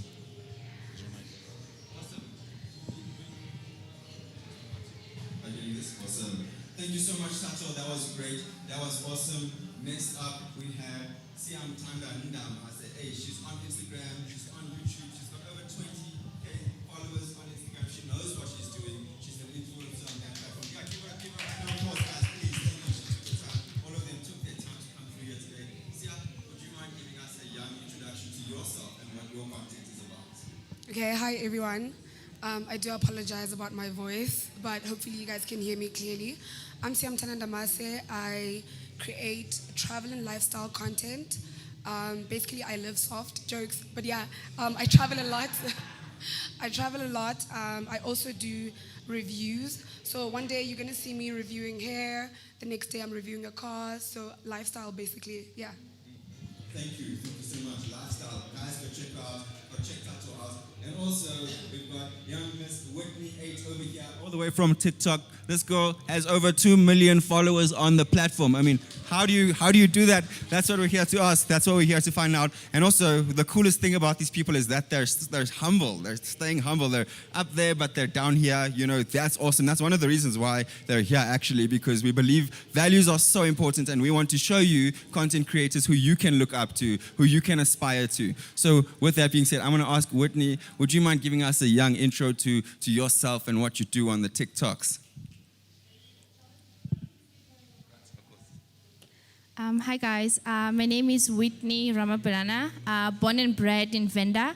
So I'm a TikToker who turned into a social media influencer and about to be a serial entrepreneur. Yeah, but I'm happy to be here and to share my experience and my backstory of all this. Thank you so much, Whitney. Awesome. A hand of applause from you guys, please. Thank you. Thank you guys for making the time to be here. This is the opportunity. This is the opportunity we've been waiting for. So the structure is going to be like this. You see there's a microphone over there. If you have a question, we're going to ask you to step up to the microphone and to ask your question, and then the panelists will then be able to answer. Also, I'm going to ask if Anshka can switch over to the live chat on YouTube so that we can see the questions that are popping up over there. If you guys are in the live stream, this is your voice that can be heard. You can ask your question over there. We're going to take a look and ask the panelists for you. I'm going to get the ball rolling so you can think of your questions. What is it that you want to ask them? And so I'm going to ask a general question for you guys just to answer as you feel comfortable. What was it that got you into content creation? I'll start over here unless someone wants to go first. Okay, so I didn't plan this at all. I didn't plan this. I just I downloaded TikTok just to have fun.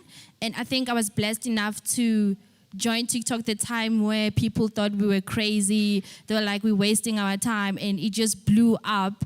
And now we're doing amazing things. So for me, I would be lying if I say I had like an intention of being on TikTok. But it has been an amazing journey. Yeah, thank you. For me, I like sharing my life with people. I love being in front of the camera. So be it I'm sharing pictures or recording videos. So I just downloaded Instagram to show people how I live. And some people happen to fall in love with it and want more content from me, to a point whereby I was like, then why not make money out of it if it's something I love anyways? and then I just kept growing from there. But yeah, it's basically how I live my life and things I enjoy doing, and it just has came to this point. Yeah, so my answer is pretty much similar to everybody else as well. I started YouTube because I think it was 4 years back. We were traveling with my family, and my sister showed me like YouTubers from America and the UK. And I was like, yo, this looks so cool. These guys are like vlogging, it's like digital storytelling. I was like, yo, this looks so cool. I want to be the first person in SA to do it. Then when I started, I realized there's like a lot of us already, and I was like, damn, I wasn't the first person. But being able to record my memories and then watch them back later is like one of my favorite things to do in life. Like I just love seeing my memories in video format on my YouTube channel. Like I can go back and watch like my 19th birthday. I can go back and watch like when I graduated. I've got so many videos about how I've been living my life, and I just love going back and seeing them, and I'm going for my kids to see them as well. Yeah. Okay. Am I audible? All right. Okay, can you guys hear me? Okay, cool. Do you guys have any questions so far? Okay, thank you so much for those responses. So I'd like to know, when you guys were starting off, was it just a spontaneous thing for all of you, or did you actually have a vision as to, you know, where your channel would get you? You can start. I think Tato can start. Nah, there was no vision. It was like whatever I was feeling in the moment, I was just recording it, you know? Yeah. Like I'd have an idea, I'd say, cool, I want to do this, shoot it that day, edit it that day, post it that day, or even post it like the next day. Yeah. So there was no plan. I only started planning like, I think 2 months back. I've just been going with the flow, doing whatever I really, you know, feel like doing. Yeah. Yeah, I think even with me, it's kind of like the same thing. When I started out, I was just doing it freely and not planning until I decided to take myself as a brand and to brand it. Then I started planning and curating everything properly. Yeah. So now it's a business, but it was like a thing at the beginning. Yeah. Okay, so with me as well, there was no vision. It was just having fun. But then as I grew and grew, I just realized that I have the platform to turn everything into a brand and make money, and also expand into becoming an entrepreneur in this. So yeah. Okay. So now that, you know, YouTube itself is an established platform, well, it's been for years now, you know, and more people are tapping into it, as well as TikTok as well. So what do you suggest for people who want to be in the same positions as you guys, you know, but they feel insecure about it, you know? What advice would you give to them starting off? Okay, cool. So I'd say, like, forget about what people are going to be seeing. Forget about your stuff being out there in all the eyes. I think one thing about me when I was creating is that, like, I was creating to have fun in the moment and to watch it back later and just have a good time. So focus on just being in the moment, recording the moment, and just enjoying it. And then when you post it, whether it gets 10 views or 10,000 views, with time everything will align. So just focus on the content and have fun. You know, like forget about everything else. Yeah, that, and I just want to say to people that there's always somebody like you out there. There's someone that will relate to you, be it you're a very hyperactive person, you're a shy person, or you're an awkward person. I mean, when I started out, I felt very awkward recording myself, but I got comfortable with time, and I found my thing and my people and my community, and I just want to say, just start and do it your way. You'll enjoy it, and that there's somebody like you and there's someone that's going to relate to you. I will say this from someone who was very insecure. So when I started, all my videos were private because I didn't want anyone to see my videos. I was so scared of what people will say. Yeah. They'll say, oh no, you're not funny. Look at her, she's not pretty or whatever, stuff like that. But then I learned to love myself and to make sure that whatever it is that I put out there, if somebody says something, it's not going to mean anything to me. And also, I think it's very important to be proud of your work and do it, and not just do it because you just want to go viral. Because if you don't, you will be disappointed. You know, you say, oh my gosh, I spent so much time creating this content. I only have like 10 views. You know, so and just be happy and have fun. You know, while you're doing it. Yeah. Yeah. I hope you guys heard that. Enjoy what you do and be passionate about it. Guys, questions, how? Yes. From the live audience over there. If you do have questions, you're welcome also to stand there. We will see you, so you can wait there. I'm just going to read some of the questions from the online audience real quick, and then we can take it from there. You guys also save up your questions and ask in real life. But we've got someone over here known as B. How do I increase my watch time? That ever important watch time that YouTube cares so much about.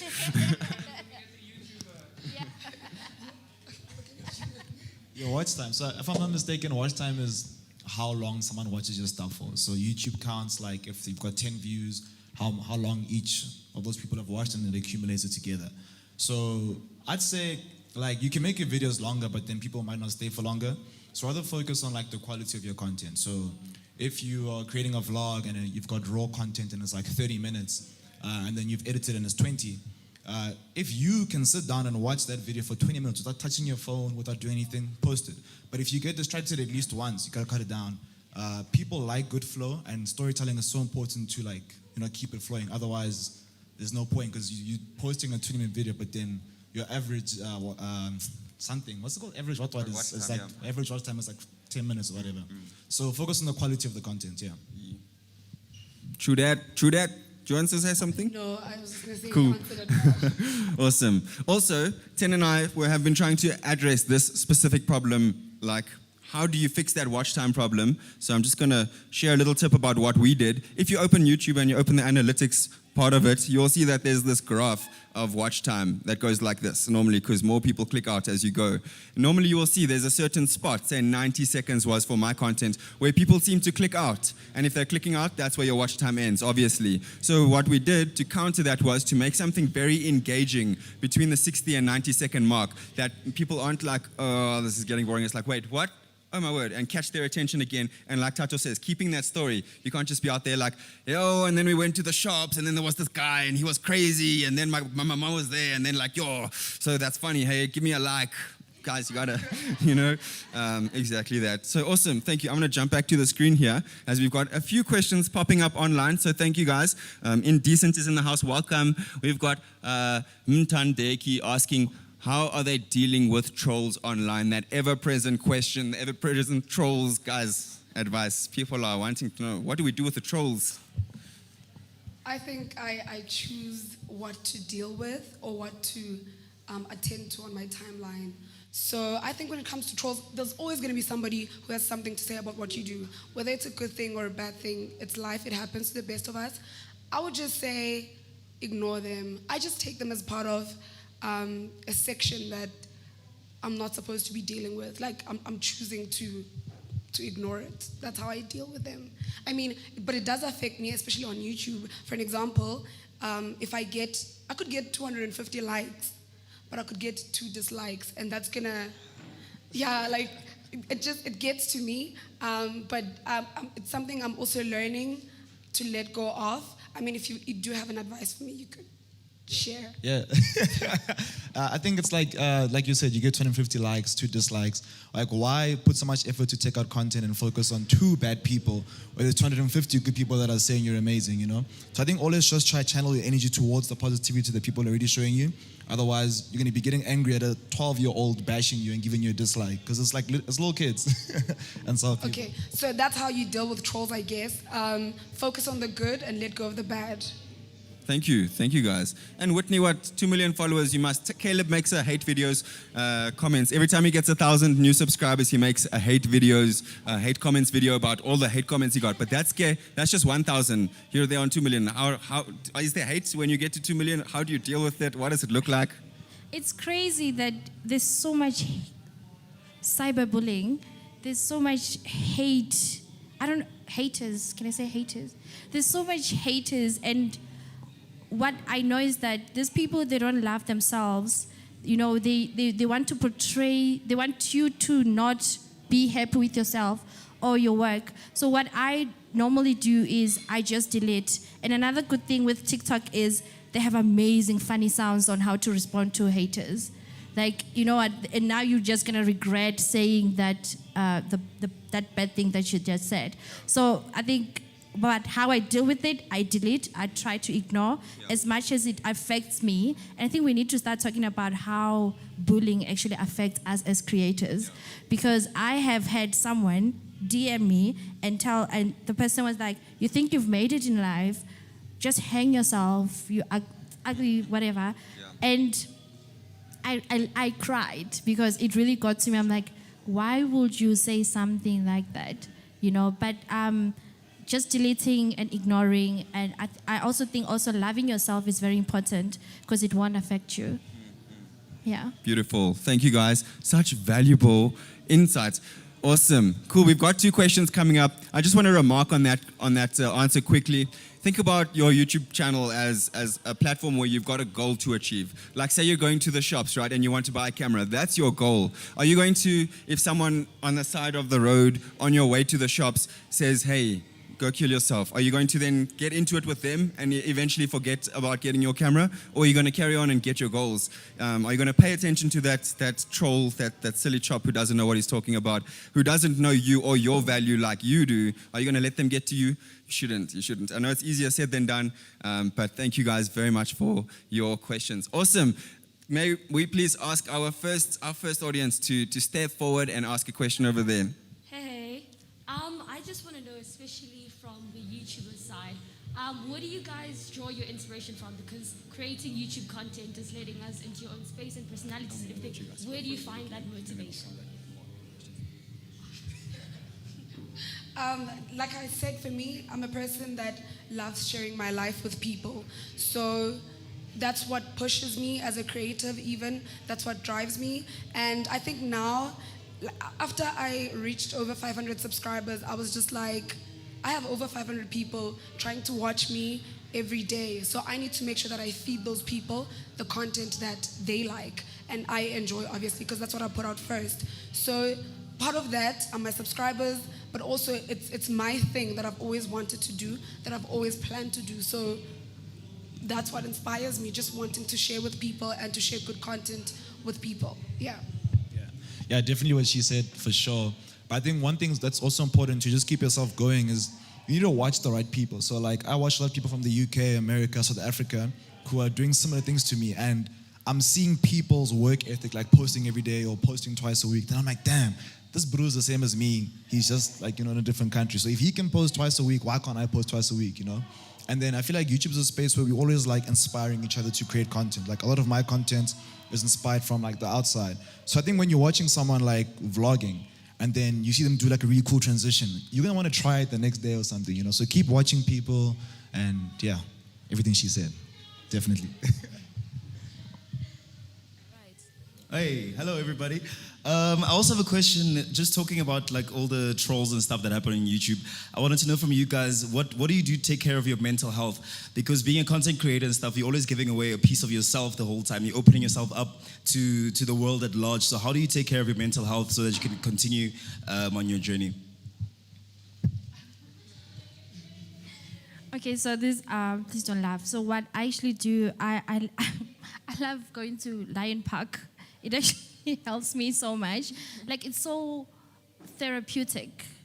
I don't know if there's anyone who can relate to what I'm saying. So I think if I'm at my lowest and my mental is like, I actually go there.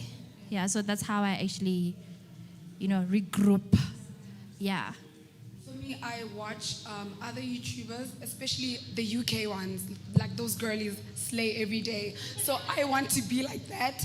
And whenever I watch them, I live, it's like it's like I'm there as well. It's like I'm experiencing everything with them. So every day I want to watch Nella Rose and I want to be like her because I know how she started out so I use the creative space, or I watch other people that do the same thing that I do, and it just helps my mental health. Yeah. Yeah, with me, like I take my phone, my notes, and like I journal every day. So like in the morning I try to journal like what I'm feeling, but at the end of the day I journal everything positive that happened in the day. So like when my girlfriend called me and she told me she loved me, like I'll journal, that made me really happy. My mom like making a really cool meal, I'll journal to say it makes me happy. Like me reaching my milestones, I'll journal to make it happy, because like life happens so fast, especially as like a content creator, anyone that's working. and you like literally forget about what's happening in the present. So always having those positive things that you've experienced in the day, like their life job, and going to them again, it kind of like resets you and like puts me to sleep. Yeah. I'm gonna start doing that. Okay, thank you so much for those questions. Yeah, no, it's definitely not easy, being in the public eye like that, and you get exposed to so much, Sometimes you don't know what to give out, to the people. So I'd like to ask a question as well. As creatives, we often struggle with finances, right? So I have two questions, actually. What did you do, like, with your first paycheck from your content? And secondly, how do you make sure that you reinvest in yourself as a creative? You can start. So my first campaign, I actually went shopping. Oh my gosh. Because I couldn't do that before. I used to work a 9 to 5. So my first ever campaign, I went on a shopping spree. I went to factory where I was like, I'm getting this, I'm getting that. I don't care if You're the girl. I don't care if I'm not gonna have money tomorrow, but I just want to enjoy the moment of my first ever paycheck from a campaign. But now I'm planning because I don't have the comfortability of the 9 to 5. Every month you're gonna get, So I'm very wise with my savings, and just to keep me for a rainy day. Because in content creation, your income is not stable. You can have a very bad month, or maybe they can say we're gonna pay you in 45 days. Or 60 days, that's when you're going to catch your payment. And you're like, how am I going to pay for this? So that's why it's very important to save a little so that if you have a rainy month, then you have something. Yeah. With my first paycheck, I actually bought a wig, right? I was like, inches all the way. So I bought this wig that I wanted. It was like 3.8 and some change, and it's a thing that I wanted for a long time, and I'd keep like looking at it. And then when I got that money, I was like, yes, I'm buying that. At least I'm gonna look good, and no one's gonna know that I don't have that money in my account. So I bought that wig, and it made me feel good about myself, and I love that I did that thing for myself. How I invest in my content, with every check I get, I have to make sure that I get something, be it it's for my channel, or I buy clothes to create a reel for Instagram, but something has to go into my content creation first. Yeah, I have to make sure. So yeah, that's how I do it. And every time I invest on my content, like, it pays back. I gain like subscribers, I gain followers, or a brand approaches me to collaborate with me. So it definitely comes back like way bigger. Yeah, my first paycheck, mine's so like I bought a camera. I feel like I was so responsible. I bought my first camera with my first paycheck. Yeah, I was so excited. And then with the finances thing, financing is tough, like we've all said, because it's like you never know when money is coming. But what I do is that like, I'm gonna go a bit complicated. I registered a business. I ran all my payments through that business, right? So everything goes to the business. And then from there, I've registered myself in the business, and then I give myself a salary every single month. Because like with the space, it's like getting a credit score is really tough because there's no 9 to 5 that's giving you a consistent salary. So me giving myself a salary is like I'm getting a pay slip. So now when I want to apply for credit or whatever, or if I want to eventually buy a home one day, I've got a credit score, I've got all these things. So I keep that salary fixed. So even if the money is amazing in the business account, I don't benefit from it because I keep a fixed salary, and that also obviously helps you with the saving and stuff. And then with the business accounts, like let's say she buys like 10 wigs, right? And then she uses the company card. That's an expense because she's going to use it for the videos and the content. So having a business really helps you like register certain things as certain expenses. Like sometimes most of my fits are business expense because I'm worrying it's my outfit for the YouTube video, you know what I'm saying? When I buy my camera, my equipment, when I go out and I'm vlogging and I go to Durban, my plane ticket there, my accommodation, it's an expense and it's the right thing to do and it's 100% legal. So yeah. You're hiring. I got you. Any more questions? Audience? Oh, yes. Sanbonan. Hi.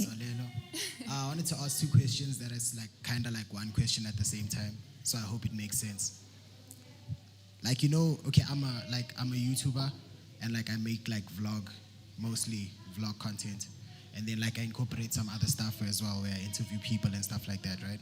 And a lot of times when I'm vlogging, people ask like, yo, don't you like lose the moment itself because you're so focused on getting the angle right or saying the right thing and making sure it's not.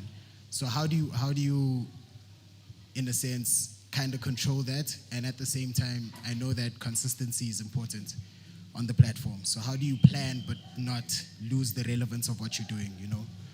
Because you might plan for something 2 weeks ahead, and then by the time you need to post it, it's out of date. So how do you kind of like adjust that? Yeah, so with that one, like, you're right. Like, when you create content, when you're shooting and trying to get the right angle, trying to make sure the audio is good, you're definitely losing out in the moment. So one thing, like, especially with my girlfriend, like, for our segment, I make sure that, like, if we're gonna vlog us going to go do our nails, we must have already done our nails ourselves 4 times. So, like, the first experience can't be on camera, you know what I'm saying? Otherwise, eventually you're just vlogging your whole life and you're kind of like losing out in life because you're not living in the moment. Like, yeah, you can watch it back, but it's not the same as being there. So whatever you do, make sure you've done it at least like 2, 3 times before you actually record it, you know? And then your second question, I completely forgot it. The content thing. You're right. So, like, planning content, that's important. It makes it easier. But you need to always plan and try and make it, they were speaking about in the workshop, try and make it evergreen. So, like, with the vlogs, if I watch one of your vlogs from 2 years ago and it's like flowing and it's a story time, it's a storyline, the storyline is nice. Doesn't matter if it's from like last year, 2 weeks back, whatever. If the actual content and the storyline is nice and the shots, whatever, everything was dope, you know, I can watch it back 2 years later. I don't know if I answered the last question properly. But my point is just, yeah, I don't know my point is. Funny enough, with your question, so I'm a travel content creator, right? And I think it's something that I'm kind of like struggling with because whenever I go to a place, I have to stress about creating content and I pay attention to detail. I have to make sure that everything goes the way that I pictured it in my head.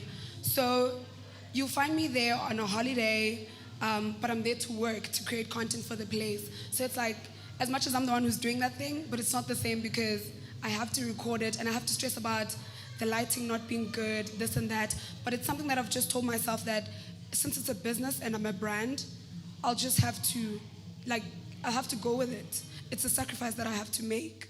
So it's either you do that or you do both. Like, you do a whole lot of things. I mean, you do that thing a whole lot of times before you put it on camera, or if you can't afford to, then you make the sacrifice of losing out the experience in the moment and rather give that to your audience.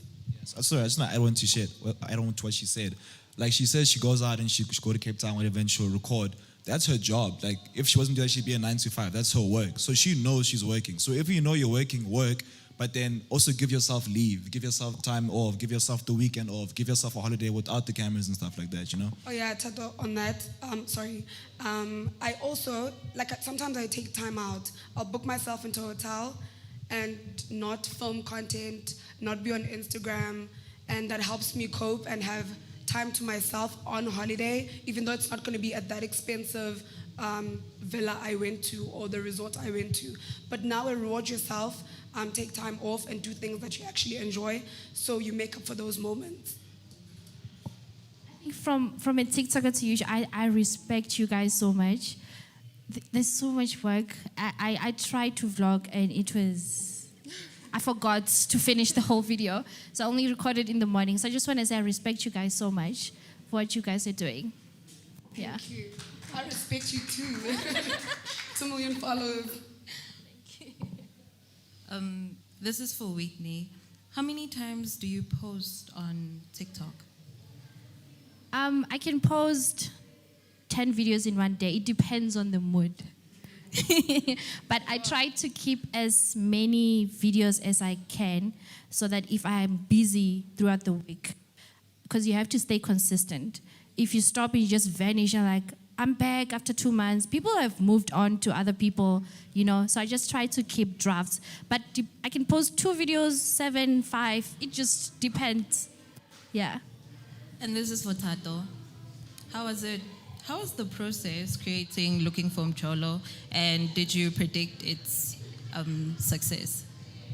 With the success thing, every time I create content, I just hope that it's gonna bang. So like, I didn't predict success, but I was like hoping and praying that it was gonna do well. Right. So with Looking for Mcholo, I was inspired by like a speed dating series called Does the Shoe Fit from the UK. So with them, I just kind of like watched the whole video like for fun. Then I started like doing research. So I said, okay, cool. The first 20 seconds they're doing this. Oh, that makes sense. That actually explains the video nicely. Okay, then they cut into this shot. Oh, that makes sense. That actually, like, you know, it's character development for the cast. So I did my research watching that stuff, and I made the notes for season 1.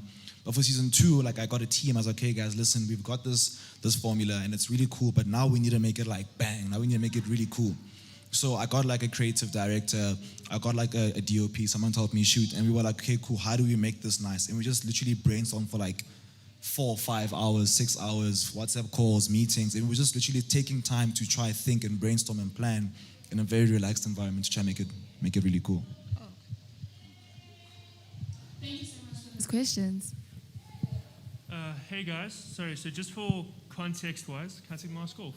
Just for context-wise, I've been monetized for about 6 months now, and as you guys said, like you get good months and bad months, you get good months and bad months, and I'm at this very like pivotal part of my life where I'm starting to question, do I go into content creation full-time or not? Where were you guys at your walk, and how, like, I don't want to say how much were you earning, but how were you in regards to your confidence about content creation that you decided this is what you want to do full-time moving forward? Okay. No, you can. Okay, so I'm a creative, right? And I believe that I think I was born a creative to a point whereby I used to have a full-time job. Actually, I tried having a full-time job like 4 times. And I just, like, I can't. Like, I just can't cope. Like, no. Like, I tried, and first of all, I felt like a 9 to 5 takes most of my time, and I'm not living. Like, it's like I have to sit here 5 days a week. I don't know how many days a year, but like I just couldn't do it. So I just decided to do content creation full time, and I trusted the feeling and trusted myself. I didn't have a thing of saying, I've got 2 options, let me weigh them. Okay, I'm not sure. And I was just sure. I was just like, I can't do this. I'm here. For me, that's how it was. Okay. I also had like a full time. I was a senior financial admin. So I think after 3 months of doing content creation and getting campaigns, I knew I have to leave, because I just, you get paid once a month, and you can get a campaign that's gonna pay you for 1 video, and it's like twice of what you're making, and you're working so hard at your 9 to 5. So I took a risk, and I said, you know what, not really a risk, but I saw that it's working right now, because digital marketing now is like the new marketing. People don't buy newspapers to check stuff because they're always on their phones. So I decided to leave my 9 to 5 to work twice as hard as I was when I had my 9 to 5, because now it's a job. I'm living through this. So I made a decision to let go of what, and I was not happy. This makes me happy. I'm talking too much, sorry. Yeah, with me, I was studying last year, right? And then I got into a graduate program with F&B. So I was meant to become an engineer this year and be an engineer. But then I could just feel that, no, man, when I'm creating content, I'm sure you have the same feeling. You're just constantly like happy. Like nothing else can give you that explosion of happiness. And then I told myself that, okay, cool, I'm gonna go into YouTube full time, but I wasn't making like serious cash here. I was like, okay, it's gonna be a risk. It's fine, I can stay at home. My mazala will make dinner, lunch, whatever. I'll help out in the house, I'll do what I can, and then I'll hustle. But then I was lucky because I got a lot of brand deals towards the end of last year, and I just saved all that cash, and then also got the YouTube Black Fund. So before all that came, I knew I was gonna take that risk. So I knew like what the risk came with, but I knew that it's like, I'd rather be happy doing what I love versus doing what like society has told me to do, you know what I'm saying? So yeah. All right, thank you. Are there any questions from the live stream? All right.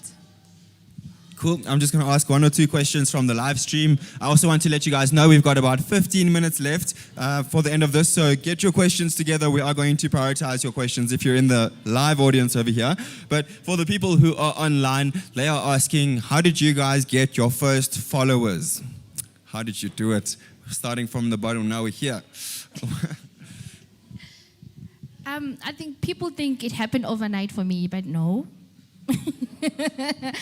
Because I joined TikTok late 2018, but my following started to happen like 2019. That's when but it didn't happen overnight. Oh gosh, it didn't happen overnight. Yeah. Bottom line, guys, consistency. Yes, but it was all in the name of having fun, and the reason why I grew it was because of one particular video, which that one, the catwalk video. I created a video and it went viral globally. And to the point that I also got featured on the Oprah thingy. That's how big the video was. And I was not even planning on it. I was just catwalking it was just one of those days. Then you just make videos. But that was the one video that I had 300,000 followers in a week. Sure, one time. Yeah. That's crazy. Nice, cool, man. How did I get? I think it's a thing of being consistent, right? And serving people quality content. Like, give people what you would like to see. Something that's great quality, be consistent, and people can see the change within your content. Like, they can see the growth. So it's very exciting for them as well, because then they start looking forward to what you're going to post next. For example, with me, people are always like, oh, so where are you traveling next? Like, where are you going? And I always play games with them on my stories. I'm like, hey guys, can you guess where I'm going next? Cape Town, what? And that excites them. Then that's going to help, it's going to make them come back on my page later that day to see, oh, let's see where Sia actually went. So being consistent, serving quality content, yeah. That's cool, thank you. Sure, thank you. Yeah. With my first few followers, I was just sharing with my friends. So like I'd make videos and then I'd share with my friends and then I'd feature my friends in the videos. So like obviously before, like I couldn't just get a collab with her in the beginning because like she's already established at the time if you're making like a comparison thing. But then my boys were cool and my boys know like 50 people. So I'll grab a friend, we record, then they share, and then I get 50 more followers. Then I grab another friend, then I grab a cousin. So that's how I started in the beginning.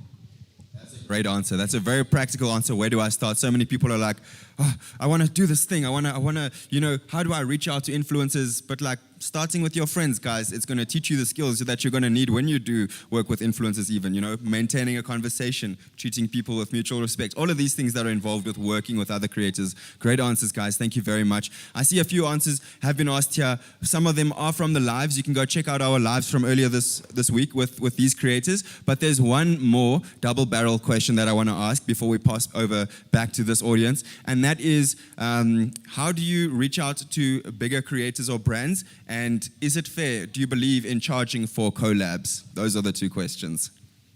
No, don't charge for collabs. What the hell? That's crazy. I think I get like 10 DMs a week. Like, yo, bro, like, how much for a collab? Then I'm like, what? Like, I don't even reply because it's like, who's charging? You guys charging for collabs? Like, who's charging for collabs? Yeah. I think it's the weirdest thing ever. And then with the brands thing, I remember we spoke about it in the live that we did 2 days back. Brands are looking at you like all the time. And it's always like agencies, right? So they're watching like, are you consistent? Are you working hard? Are you creating quality content? Are you improving? Are you growing? And like, how are you as a brew? Like, are you actually like a genuine person? Or are you always swearing at people, fighting, drinking all the time? Because now if you post an Instagram story like rocking every other day, they're gonna think, okay, cool. We won't give him a chance. Like, when he's gonna work with us because he's always like drinking and stuff. So I think to get like your first deal, I think most of the guys that started YouTube with me, we all got our first deal because the brand approached us because they could see our work ethic. And then from there, once you're working with that first brand, you start learning how an agency works. Because like I used to like DM like KFC and be like, yo, KFC, let's work. But then the person opening the DM's nowhere near marketing because it's an agency thing, So I think work really hard, and then from there, after you've worked at your first brand deal, you can learn more. But if you can't even get that first brand deal, I definitely say ask other people who have worked with brands, position yourself around them. Let's say she's working with like Nando's, and then I know Nando's is watching her. I'm gonna be like, yo, let's do a collab, because I know if Nando's is watching her and I'm in that video, they're gonna see me. And that's how I got like one of my deals right now. I was in one of my friends' videos, and then the brand saw me and they're like, yo, I can work with you too. So yeah, try to do all those things I said, yeah. Can I shoot my shot for a collab? Let's rock. It's everything he said. Like as a person, I shoot my shot. Like I believe in shooting my shot a lot. So you'll find me emailing brands, pitching that I've got this idea. This is what I want to do, and here's what I need in order for this to happen, and this is what I'm going to charge for it. So do approach brands, but do it properly. Like, don't just send a DM, hi, I'd like to collaborate with you. Have a plan, show them, have images of what, like a vision board. I'm big on those. Have a vision board of what you're going to do and send it to them. Just shoot your shot, believe in yourself. You're gonna get in there. You'll get rejected here and there. I've been rejected a lot of times, but also I've worked with a lot of brands whereby I shot my shot and got the money that like I probably would have made less with the people that rejected me. But yeah, shoot your shot, guys, and don't charge people for collaborations. Don't do that. That's crazy. I think you said what I wanted to say, but I also want to just say that it's very important to protect your brand because they're watching. Because if you're just out there, yes, we want to twerk, but I can't twerk on social media because I know the brand will come to me and they just see Whitney, my mom is outside, and stuff. They don't want to be with, It's just to have a clean brand. If that's, yeah. It's like a business. It's and a close business. friends for you to post your twerking. Yeah. There's close friends, curate it, post it there. Don't be showing things that are gonna mess up your brand on social media. Your money, yeah. Yeah. Especially if you take it as a business. Like if you take yourself seriously, don't do it. Yeah, that's true. Oh gosh, thank you so much. Oh yes, we have another question. Hi guys, my question was actually going to be about the branding thing because it's just how do creators, because people are looking at you guys on this podium and thinking, okay, these are big YouTubers, TikTokers, Instagrammers. So I was just going to ask, how do they get into that mindset of thinking of themselves as a brand? Because you keep mentioning brand, but some people maybe don't understand what a brand even is, you know what I mean? So how do people get to that mindset even before thinking about, okay, I'm going to be working with brands? What are like maybe 2-3 things that people can focus on as creators that can make them focus like what is their brand? How do they discover what their brand is? How do they discover what makes them stand out and like focus on those things? What are the things that like maybe look good for brands like that they have already? Because I also don't want then people to then start trying to think like that and forget to just be themselves. But like, what are the questions to ask yourself to look into yourself as a creator to then start like making yourself a brand? That was my question. Shem, I think we could answer like a part of it. I think we all did like life orientation in high school. I think it was in life orientation. And then like they'd speak about like a company profile and a business, right? And the first thing they say is like, okay, what's the business's values? So like with yourself as a brand, you need to do the same thing that a company does when it starts off. What's your values? What's your mission statement? What are your short-term goals? What are your long-term goals? How do you want to see yourself in the next year and the next 2 years? So definitely do those things so you can understand yourself, what you want, Yeah, know your why. Why are you doing it? And what are you trying to achieve with it? How do you see it? Plan, strategize, go on Pinterest, get inspiration. Yeah, like just take it as a business.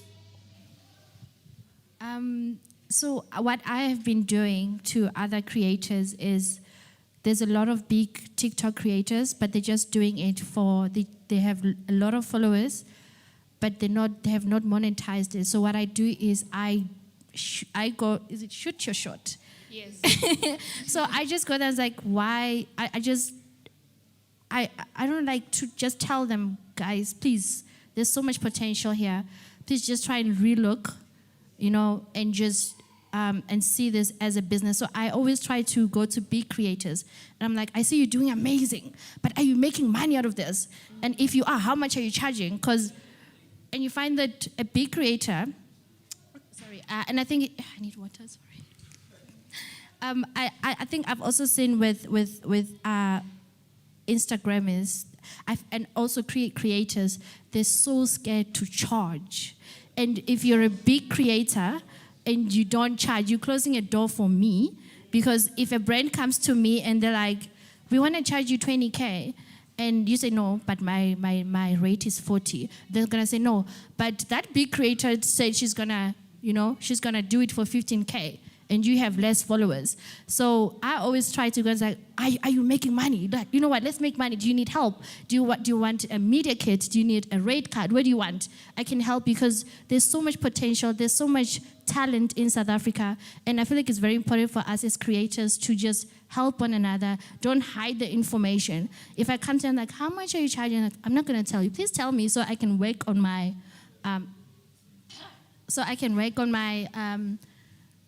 brand and grow, because we're not gonna grow if we're hiding information. I'm out there. I will, if you come to me and you say, Whitney, I need help with this brand, I'm gonna go and check how big the brand is. They have the money, and if they're gonna give you 1,000 rand for 3 videos, no, that's not it. And don't be scared to say no as a creator. I'm not scared. If it does not represent my brand, if it does not represent Whitney, I will gladly say, unfortunately, I won't be able to be part. You're gonna get bigger and better. Thank you. You're gonna get bigger and better opportunities. Sometimes saying no, it opens a very big door for you. Yeah. Thank you for that. To add on what Whitney's saying, creatives should really not be scared to say no, and they should definitely charge. For an example, with me, if a brand comes and let's say they're offering me a way lesser fee than what I charge, I usually say, I'll say no to them, but I'll say it in a negotiable manner. Like, I'll say, hey, so you are thinking of charging me this amount of money for this much content, but I need production, I need this in order for me to give out good quality content. So then, and don't take a small amount of money, then produce poor content, because you're compromising your brand, and you're only as good as your last post, because other brands are coming, other brands are looking. The fact that, for an example, KFC came to you, there's a reason. They saw something, so they should be able to pay you for what they saw and what they think you have potential for. So don't be afraid to charge brands, negotiate your way up, and collaborate with other people. Do we have one last question? All right. I just wanna ask that do you somehow regret about the stuff you post? Like, or maybe on this day I needed to wear this, but shit, or I could have went there and there. Do you guys like have regrets about the content you post? I don't, because before I actually post something, I ask myself, if a brand comes, what are they gonna say? So everything that I post is something that I'm happy with, and no regrets. Yeah, and obviously, like, let's say, like, old content from 2 years back, like, you're not the same brew you were 2 years back as the same brew you are now. So obviously, your values and your like the way you think changes, and it's okay to see the change because it's growth, Yeah.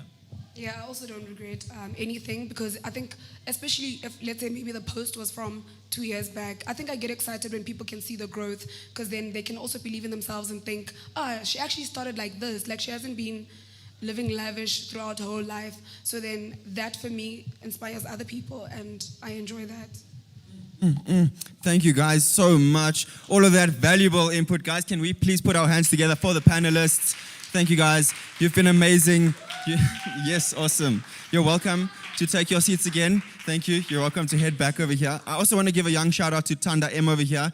Talks with Tanda M. You can find her on socials. She cares a lot about connecting the creative community and giving them their due exposure. With that being said, things like this don't happen without people like Tanda. 2 years ago, it was just a concept, knowing that there was value in a meetup like this, and exactly like Whitney said, creators helping one another. There's such value in that, and again, knowing your value as a creator is a part of that. So, with that being said, this wouldn't have happened without people who didn't put in the time and effort to actually bring you guys together, to organize the panel and everything that's involved over here. So, I'm just gonna call out a few names. I'm not going to call them out now specifically to come to the stage, because that's just going to be, Yeah, can you spread them out over there? I'll just read them out.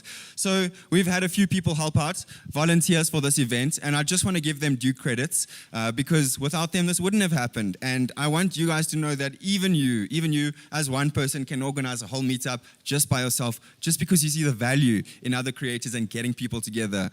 We want to help you make that possible. We want to have monthly meetups across the country because we see that there is so much potential for South African creatives when they stand together as a community. So that's our goal, and you are welcome to join up, volunteer where you can. Maybe you've got a certain skill set.